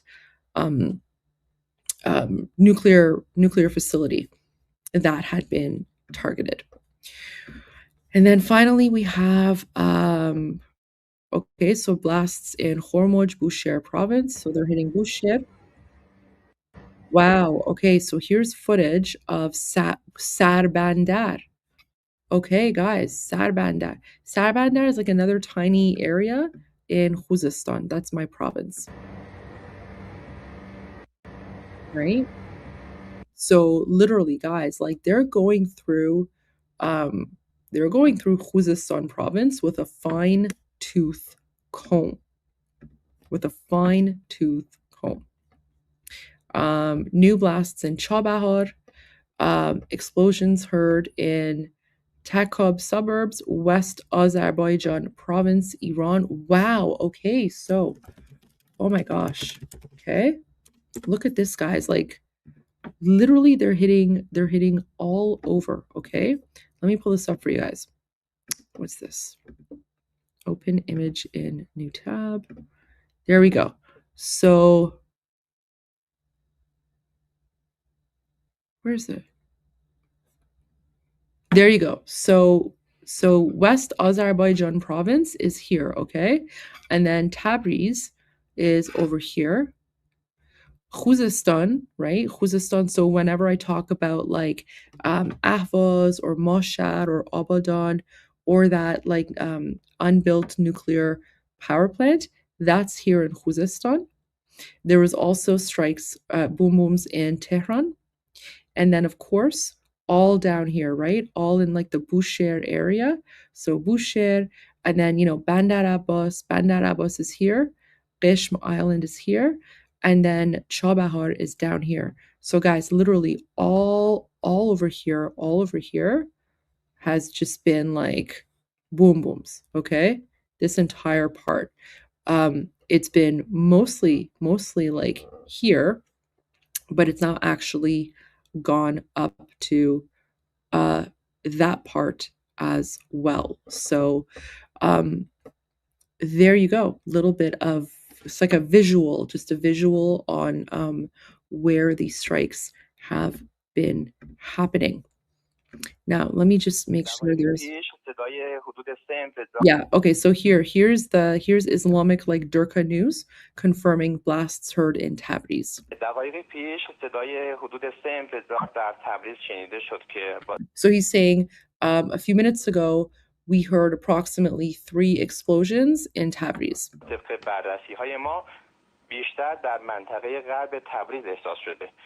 And he says, based on our initial investigation, this happened in the eastern part of the city.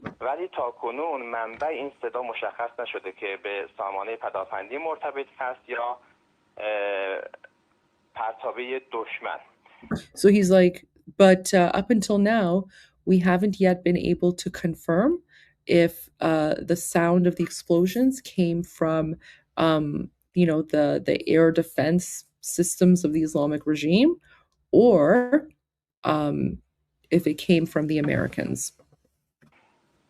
البته اینم به اطلاع شما و بینندگان محترم برسونم که این اولین باری بود که از دور جدید حملات ایجاد شده در تبریز احساس دقایقی پیش. So but he's saying, but what's important to point out is that since all of this, you know, this new round of strikes started, this is the first time that we are hearing boom booms in Tabriz. Okay, so going back to the map,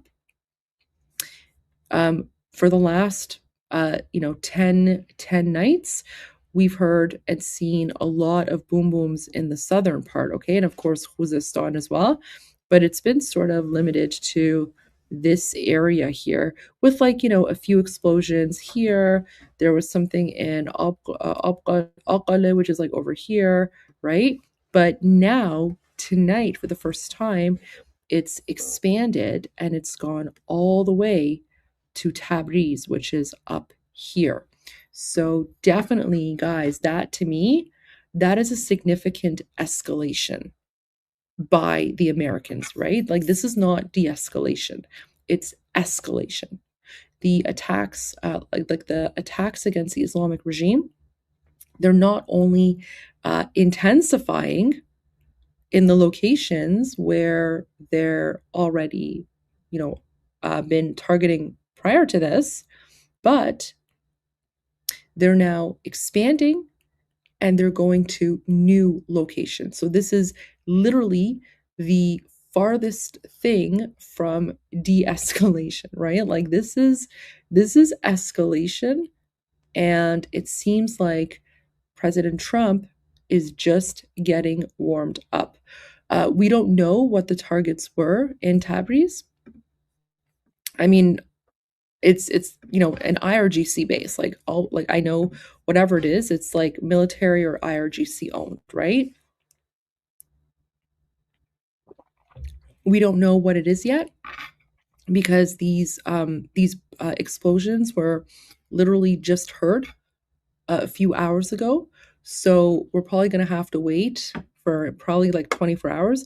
We'll probably know by tomorrow. We'll probably know by tomorrow what was hit. We just don't know right now. So, and then Shin reports U.S. strikes on Sirik have been confirmed. Of course, Sirik has been targeted for a while.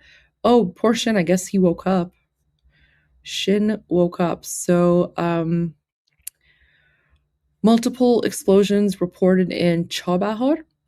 Residents describe severe shaking. So again, Chabahar, looking at our map, Chabahar is down here, okay? Chabahar is actually like, can I make this? Let me make this one. Yeah, Chabahar is like right there, okay? So literally from Tabriz, which is up here, all the way to Chabahar, down here, confirmed boom booms by the Americans against IRGC targets. And finally, just breaking news about, so, wow. Okay, wow, guys, this is, do you guys see what's happening here? So 25 minutes ago, CENTCOM, well, okay, now it's like 30 minutes ago. So 30 minutes ago, or I guess now it's an hour, what is it? 10:04. What is it? 10:04 p.m. Okay, so I guess like an hour ago, CENTCOM posted that they have successfully completed their 9th consecutive evening of strikes against the Islamic regime. The current time, okay. So the current time in Iran is 7 a.m. And at 7 a.m.,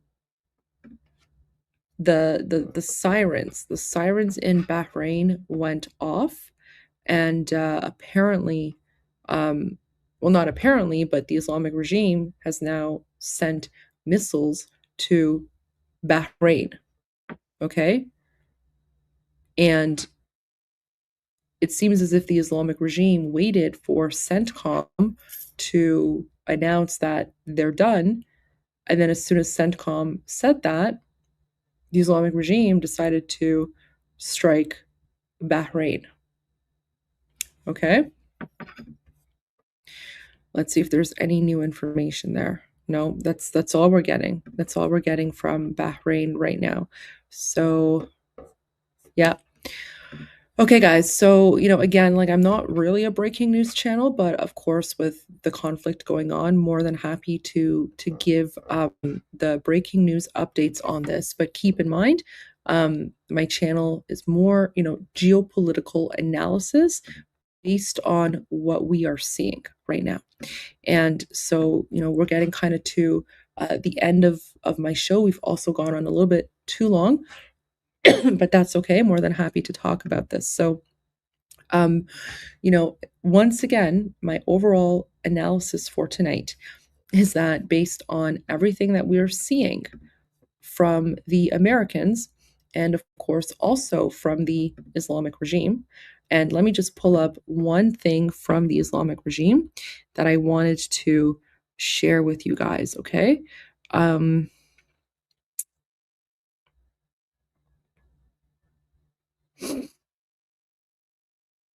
Yep, this is what I want to share. So this is how the Islamic regime is responding to the current round of strikes by the Americans against IRGC bases, okay? Here's another new state-sanctioned government banner that the Islamic regime has put up on a giant billboard.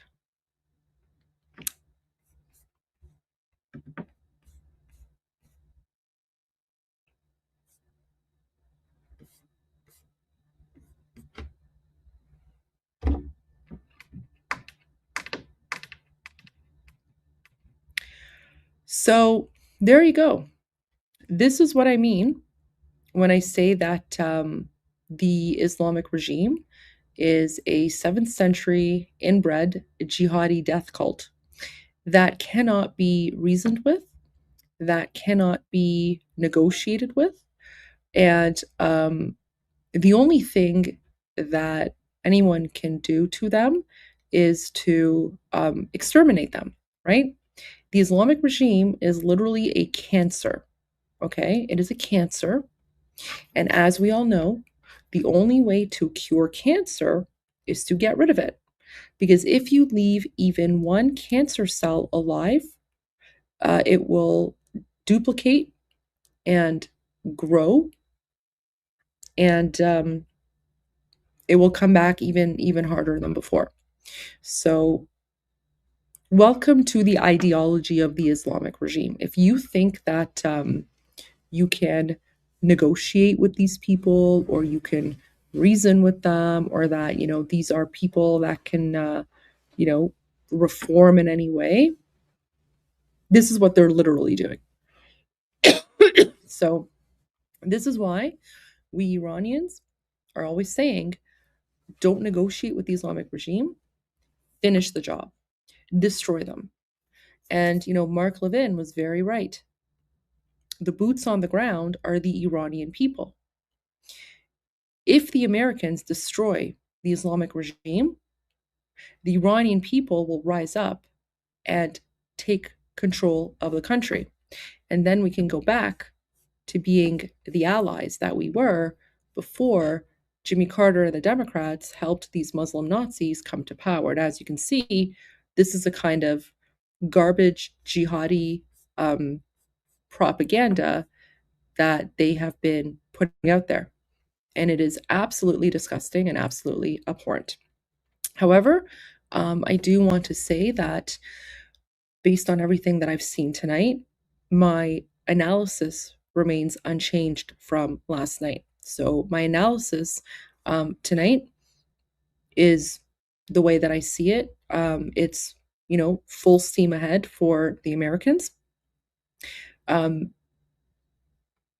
do believe that there is a very good reason why Israel still has not gotten involved. I don't know what that military reason is, but what I do know is that silence from the Israelis has the Islamic regime very, very spooked and very, very freaked out, because there is no logical reason for why they would attack Aqaba, which is a tiny town in Jordan, right on the border between Jordan and Israel, unless unless they're trying to bait Israel into attacking in some way, okay? But Israel's silence has spooked the IRGC. They're freaking out. They don't know what to do about that. That's making them very uncomfortable, because they don't know what the plan is. right? I mean, none of us know what the plan is, but what I do know is that the way the regime is reacting, they're very, very scared. And then, of course, finally, when it comes to the Islamic regime, as you can tell, they're just continuing down this path of jihad. They're, as we're speaking right now, literally 15 minutes ago at around 7 a.m. local Iran time, they sent more missiles to Bahrain. So as we're speaking right now, missiles are flying overhead. I really do think we've gone past the point of no return. I think President Trump knows that as well. I find it very interesting that the only comment President Trump has made in recent days on his Truth Social about the conflict in Iran is just basically encouraging the Republicans to add Iran to the Russian sanctions bill, right? But he hasn't said anything about the boom booms or the conflicts or anything like that. He's pretty much letting CENTCOM do all of the speaking for him. So based on all of that, that's what I see. I see more escalation, and of course, pending any sudden changes or like a policy shift or anything like that, that's where I see this road going down, right? Like that's where I see the end of this particular path. Of course, that could change because my analysis is based on current indicators. And if those indicators change tomorrow, I will, of course, let you know. And that will, obviously update my analysis. But this is what I'm seeing right now based on all of the most recent indicators that I typically look at in these sorts of analyses. All right, guys, I'm going to get to your questions and comments. Thank you so much for your patience. I'm more than happy to get to them. So PC asks, how is Armin? I'm sure he's great. I'm currently on the road, so I haven't really had a chance to speak with him. But, he does lives every day, and you're more than welcome to go to his channel and ask him how he's doing. But I'm sure he's doing great. Again, I'm on the road. As you can see, I'm not in my usual spot. So I'm a little bit preoccupied with sort of my own projects. And of course, the Goldie Show is something that I've been live streaming since October on my own. And I've been doing geopolitical analysis since October. So the Goldie Show is nothing new. It's something that I've always been doing. And then PC says, free Iran. Thank you. I appreciate that. I'm Israel Chai.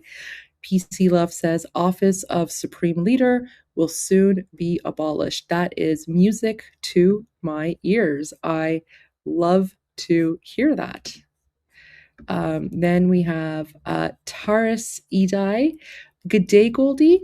It's the middle of the day in Australia and work is super quiet, so I'm watching you. Haha. Oh, thank you, guys. Okay, I won't tell. My lips are sealed. I will not tell anyone that you're watching me at work. But that's kind of nice. I'm glad that you're tuning in and learning stuff. Things seem to be kicking off big time. Big time, absolutely.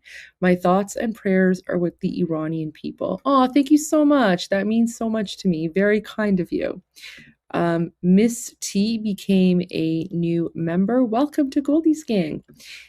John Diamond, let's get real. Every sane person wants the Islamic regime eliminated. I agree. Every sane person wants the Islamic regime eliminated. Unfortunately, there are a lot of, Durkas and insane people out there. Actually, this is a very good litmus test. This is a very good litmus test. The Islamic regime is literally one of the most evil and corrupt regimes in the history of human civilization, one of the most evil and corrupt, okay? There is literally not a single positive, redeeming element of the Islamic regime. So a very, very simple litmus test when it comes to, trying to figure out if someone is a good person or not is to ask them, do you support the Islamic regime? If they say yes, they are an insane person, or maybe they don't know enough, or I don't know, maybe they're a Durka or a terrorist, because literally only people who are ignorant about the true nature of Iran think they support the regime until they understand what it actually is. Those who those who know what the Islamic regime is and still support it, those are the evil, insane people. And unfortunately, there are a lot of evil and insane people in the world, because there's literally never been anything more black and white. Like, it doesn't get much clearer than that. Like, they're literally modern day Muslim Nazis. Okay. So, but yeah, thank you for your support, and 100% agree with you. Every sane person wants the Islamic regime eliminated, and that includes 95% of Iranians. Kevin Shaw gifted a membership. Thank you so much, Kevin. PC Love. Goldie, there was a rally for Palestine in London yesterday. Some carried IRGC flags. Yeah, that's because Palestine is a garbage terrorist state. It's not even a state, right? It's literally like a fake made up jihadi thing. And Palestine supports the Islamic regime. In fact, it was the Palestinians who helped to bring Khomeini, Khabar Margesh, to power, Iran, and helped occupy Iran. In fact, the Palestinians were training, young Iranian, communists and Islamists, and indoctrinating them, right? So, yeah, of course, Palestine supports the Islamic regime because they're both garbage terrorist ideologies, and they both belong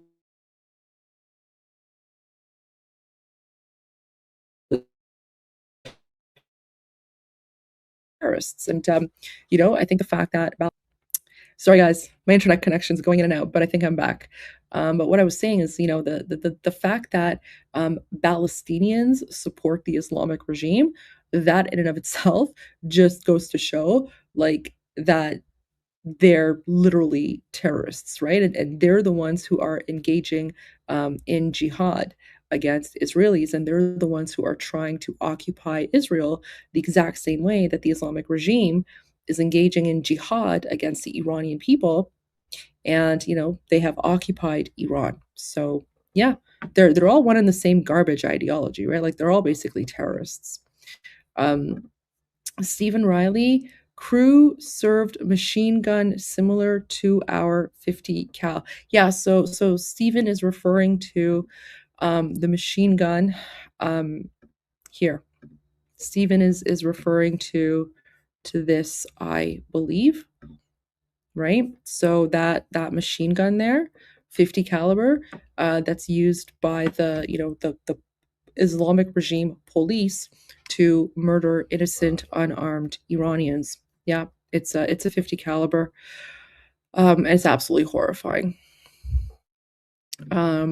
Then we have super sticker from Raider. Thank you so much, Raider. Really appreciate that. John Diamond 4547. We were training Iranian construction engineers in '79 at our plant. They were given temporary work permits. We hired them full time after the takeover. Wow. Oh my gosh, that's amazing. Thank you so much for doing that. Like, you literally like saved their lives by doing that, right? Like, by helping them not go back to Iran after the Islamic takeover. Like, that's huge. Thank you so much for doing that. Like, that means a lot. And I'm sure they appreciate that very, very much. Okay, then we have a super chat from Strategis Militaris Directo, saying, no, my channel is not pro IRGC. I'm the biggest pro-Israel channel in Spanish in the world. Please, I did a raid. Okay, so I think this was, sorry guys, I wasn't paying attention at this time because I was focused on my analysis and news and updates. I think there was some sort of miscommunication, but I think it was all resolved. So I think it's all worked out. I think I unhid the account that was accidentally hid. So I apologize. Sorry for that confusion there, but I think it's all been worked out now. But thank you for being here. And yeah, I mean, we get a lot of Durkas and trolls on this channel in the Islamic regime. So apologize for that, but I think it's all good now. Situation is fixed, so everything is good. And thank you for being here. Omid says, U.S. hit Tabriz today, north of Iran. Yes, I got into that a little bit as well. And, the analysis on how far the United States is now actually going. Macy Dixon says, it took 20 years, but Iraq is finally better, minus the stupid Iranian militias, which they are finally going after, like the Islamic regime militias, right? Because those are actually Arab militias. They're not Iranians. They're Arabs in Iraq who are part of this like Shia death cult, right? So they're Islamic regime Arab militias paid by the Islamic regime that's occupying Iran. Afghanistan wasn't salvageable, sadly, and may never be. Yeah, well, I think, I mean, we all pray for Afghanistan, but their society, I think, so I would say like Afghan society, when it comes to the sort of westernization, or how similar they are to like Western, okay, I think there's still 1 or 2 generations behind. There are many Afghans who are against the Taliban. Remember, the one of the 2 people that was murdered today by the Islamic regime, he was Afghan. Okay, let me pull that up again, because this is important. He was Afghan, and he did not have to be there. Okay, he didn't have to rise up. So,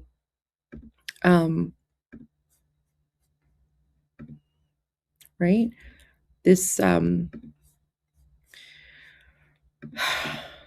this guy here, he was a 23-year-old Afghan national who was living in Iran, and he actually joined the Iranian people on January 8 and 9 when they were rising up to overthrow the Islamic regime.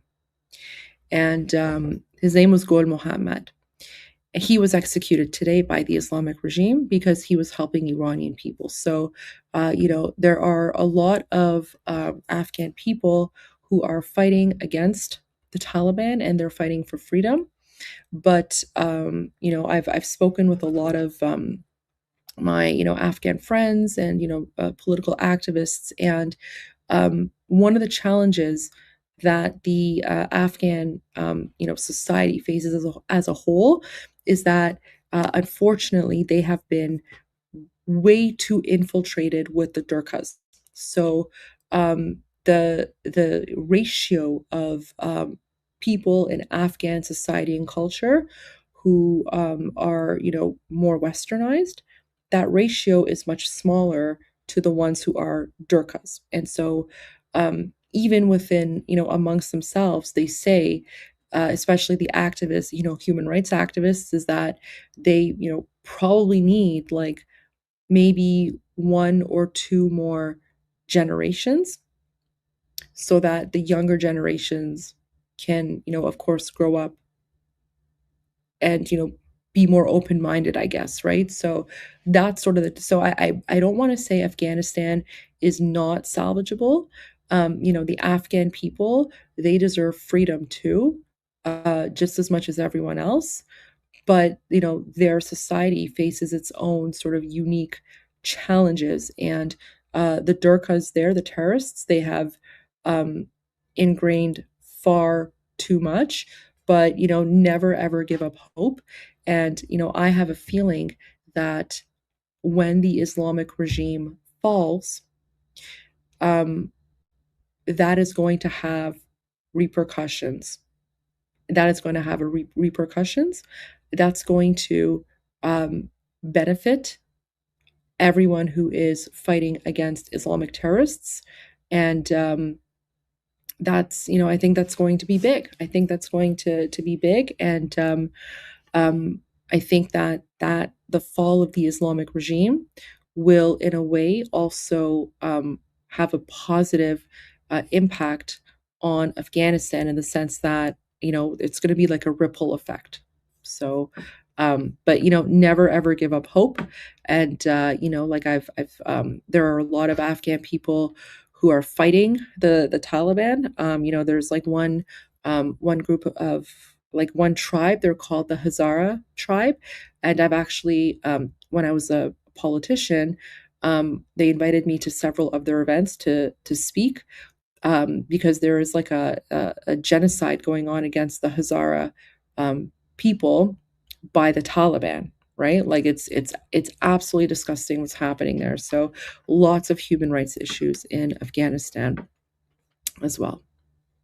But never give up hope. Stephen Riley, Mark Levin is on our right. So Stephen, thank you so much for letting me know. That's when I saw your super chat, and of course I switched over to Mark Levin. Thank you so much for that. We'll have to watch the full thing tomorrow. Smith of Gear, my words to the No New Wars isolationists: exercise some farsight. Perhaps it will take one last war to end all new wars before they even begin. I agree with about 99% of what you're saying. The one thing that I would disagree on is that what's happening right now is not a new war. This is a war that has been going on for 47 years.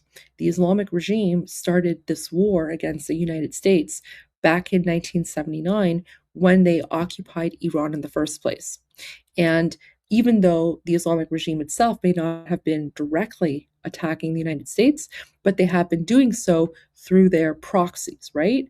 And don't forget, during the when United States went to Iraq, a lot of American soldiers were murdered by IEDs, and like the roadside bomb or the car bomb or whatever. Those were essentially invented by Qasem Soleimani. And the Americans in Iraq, they were fighting the Arab proxy groups of the Islamic regime, right? So the Islamic regime has been engaging in a war against Americans, whether you like it or not. So I would say to those isolationists, this isn't a new war. This is President Trump ending a forever war that the Islamic regime started back in 1979, right? So this isn't a new war. This is, basically a Cold War that's now gone hot because President Trump wants to end what the Islamic regime began 47 years ago. So that's how I would explain that to, the isolationists. Frostfang, you're beautiful and deserve support. Okay, thank you. Appreciate that. But thank you, I guess. Appreciate. Yeah, thanks. Timothy Ross, proud as an American to F up the IRGC for you. Thank you. I love that. Yeah, well, all I can say is we Iranians, we're very grateful. We're very grateful to the Americans for effing up the IRGC for us. It means a lot. And we can't wait until Iran is free. And we look forward to hosting all of our American friends in Iran and going back to that friendship and alliance that we had prior to the Islamic regime taking over in 1979. Jerome sent a super sticker. Thank you so much, Jerome. Minordine, LOL, the braids make your hair give Persian statue vibes at the end of the day. Thank you. Yeah, it kind of does, right? I got like the crazy curls here right now. And our last super chat is from LM Rick James B. Maximum pressure. I agree. Maximum pressure. Lebanon and Israel dealing with Hezbollah. Iraq is pressuring the militias, and the Saudis are booming the Houthis. The US is degrading the IRGC while their proxies are eliminated. Excellent point. Absolutely excellent point. And you are right on the nose with that, especially Hezbollah. And what's really interesting is that when, if you guys all recall, one of the big things during the negotiations, right, when Israel was going after Hezbollah, the Islamic regime was claiming, well, we're not going to engage in negotiations unless Israel stops attacking Hezbollah. And then President Trump was like, oh, Israel, like, what are you doing? Like, we want peace, right? And then Israel was just like, and then they were just continuing to boom, boom, Hezbollah. Right. And then at some point, President Trump announced, we have just agreed to a ceasefire between Israel and Hezbollah. We're going to have peace. It's going to work out. And then literally within 10 minutes, Hezbollah breached the ceasefire, because that's what Turks do. That's what terrorists do. They breached the ceasefire. And then Israel just went back to attacking. And, everyone was pretty much like, everyone was attacking President Trump and saying like, oh, he doesn't know what he's talking about, blah, blah, blah. And I'm sitting there and I'm like, guys, do you not see how this is all just like games? Like, President Trump is literally playing games with the IRGC. And I have a feeling the reason that President Trump was just sort of playing these games and kind of going back and forth is because he was moving more military assets into the area, right? Because the escalation that we have seen now is much more than what we saw initially on February 28, when all of this began. So I have a feeling that the time there, right, for the MOU or the negotiations or the back and forth or whatever, it was to pretty much give the United States an opportunity to bring in whatever they needed so that this time around they can just finish the job completely. Oh, wow. So someone is saying, I'm surprised Goldie has never spoken about the 12th Imam. It's the reason they can never give up the nuclear. So you must be new here. You must be new here if you think that I've never spoken about the 12th Imam or their, Armageddon style ideology or, any of that stuff. So yeah, you must be new. You must be new if you think I've never spoken about that. I've been speaking about that stuff ad nauseum.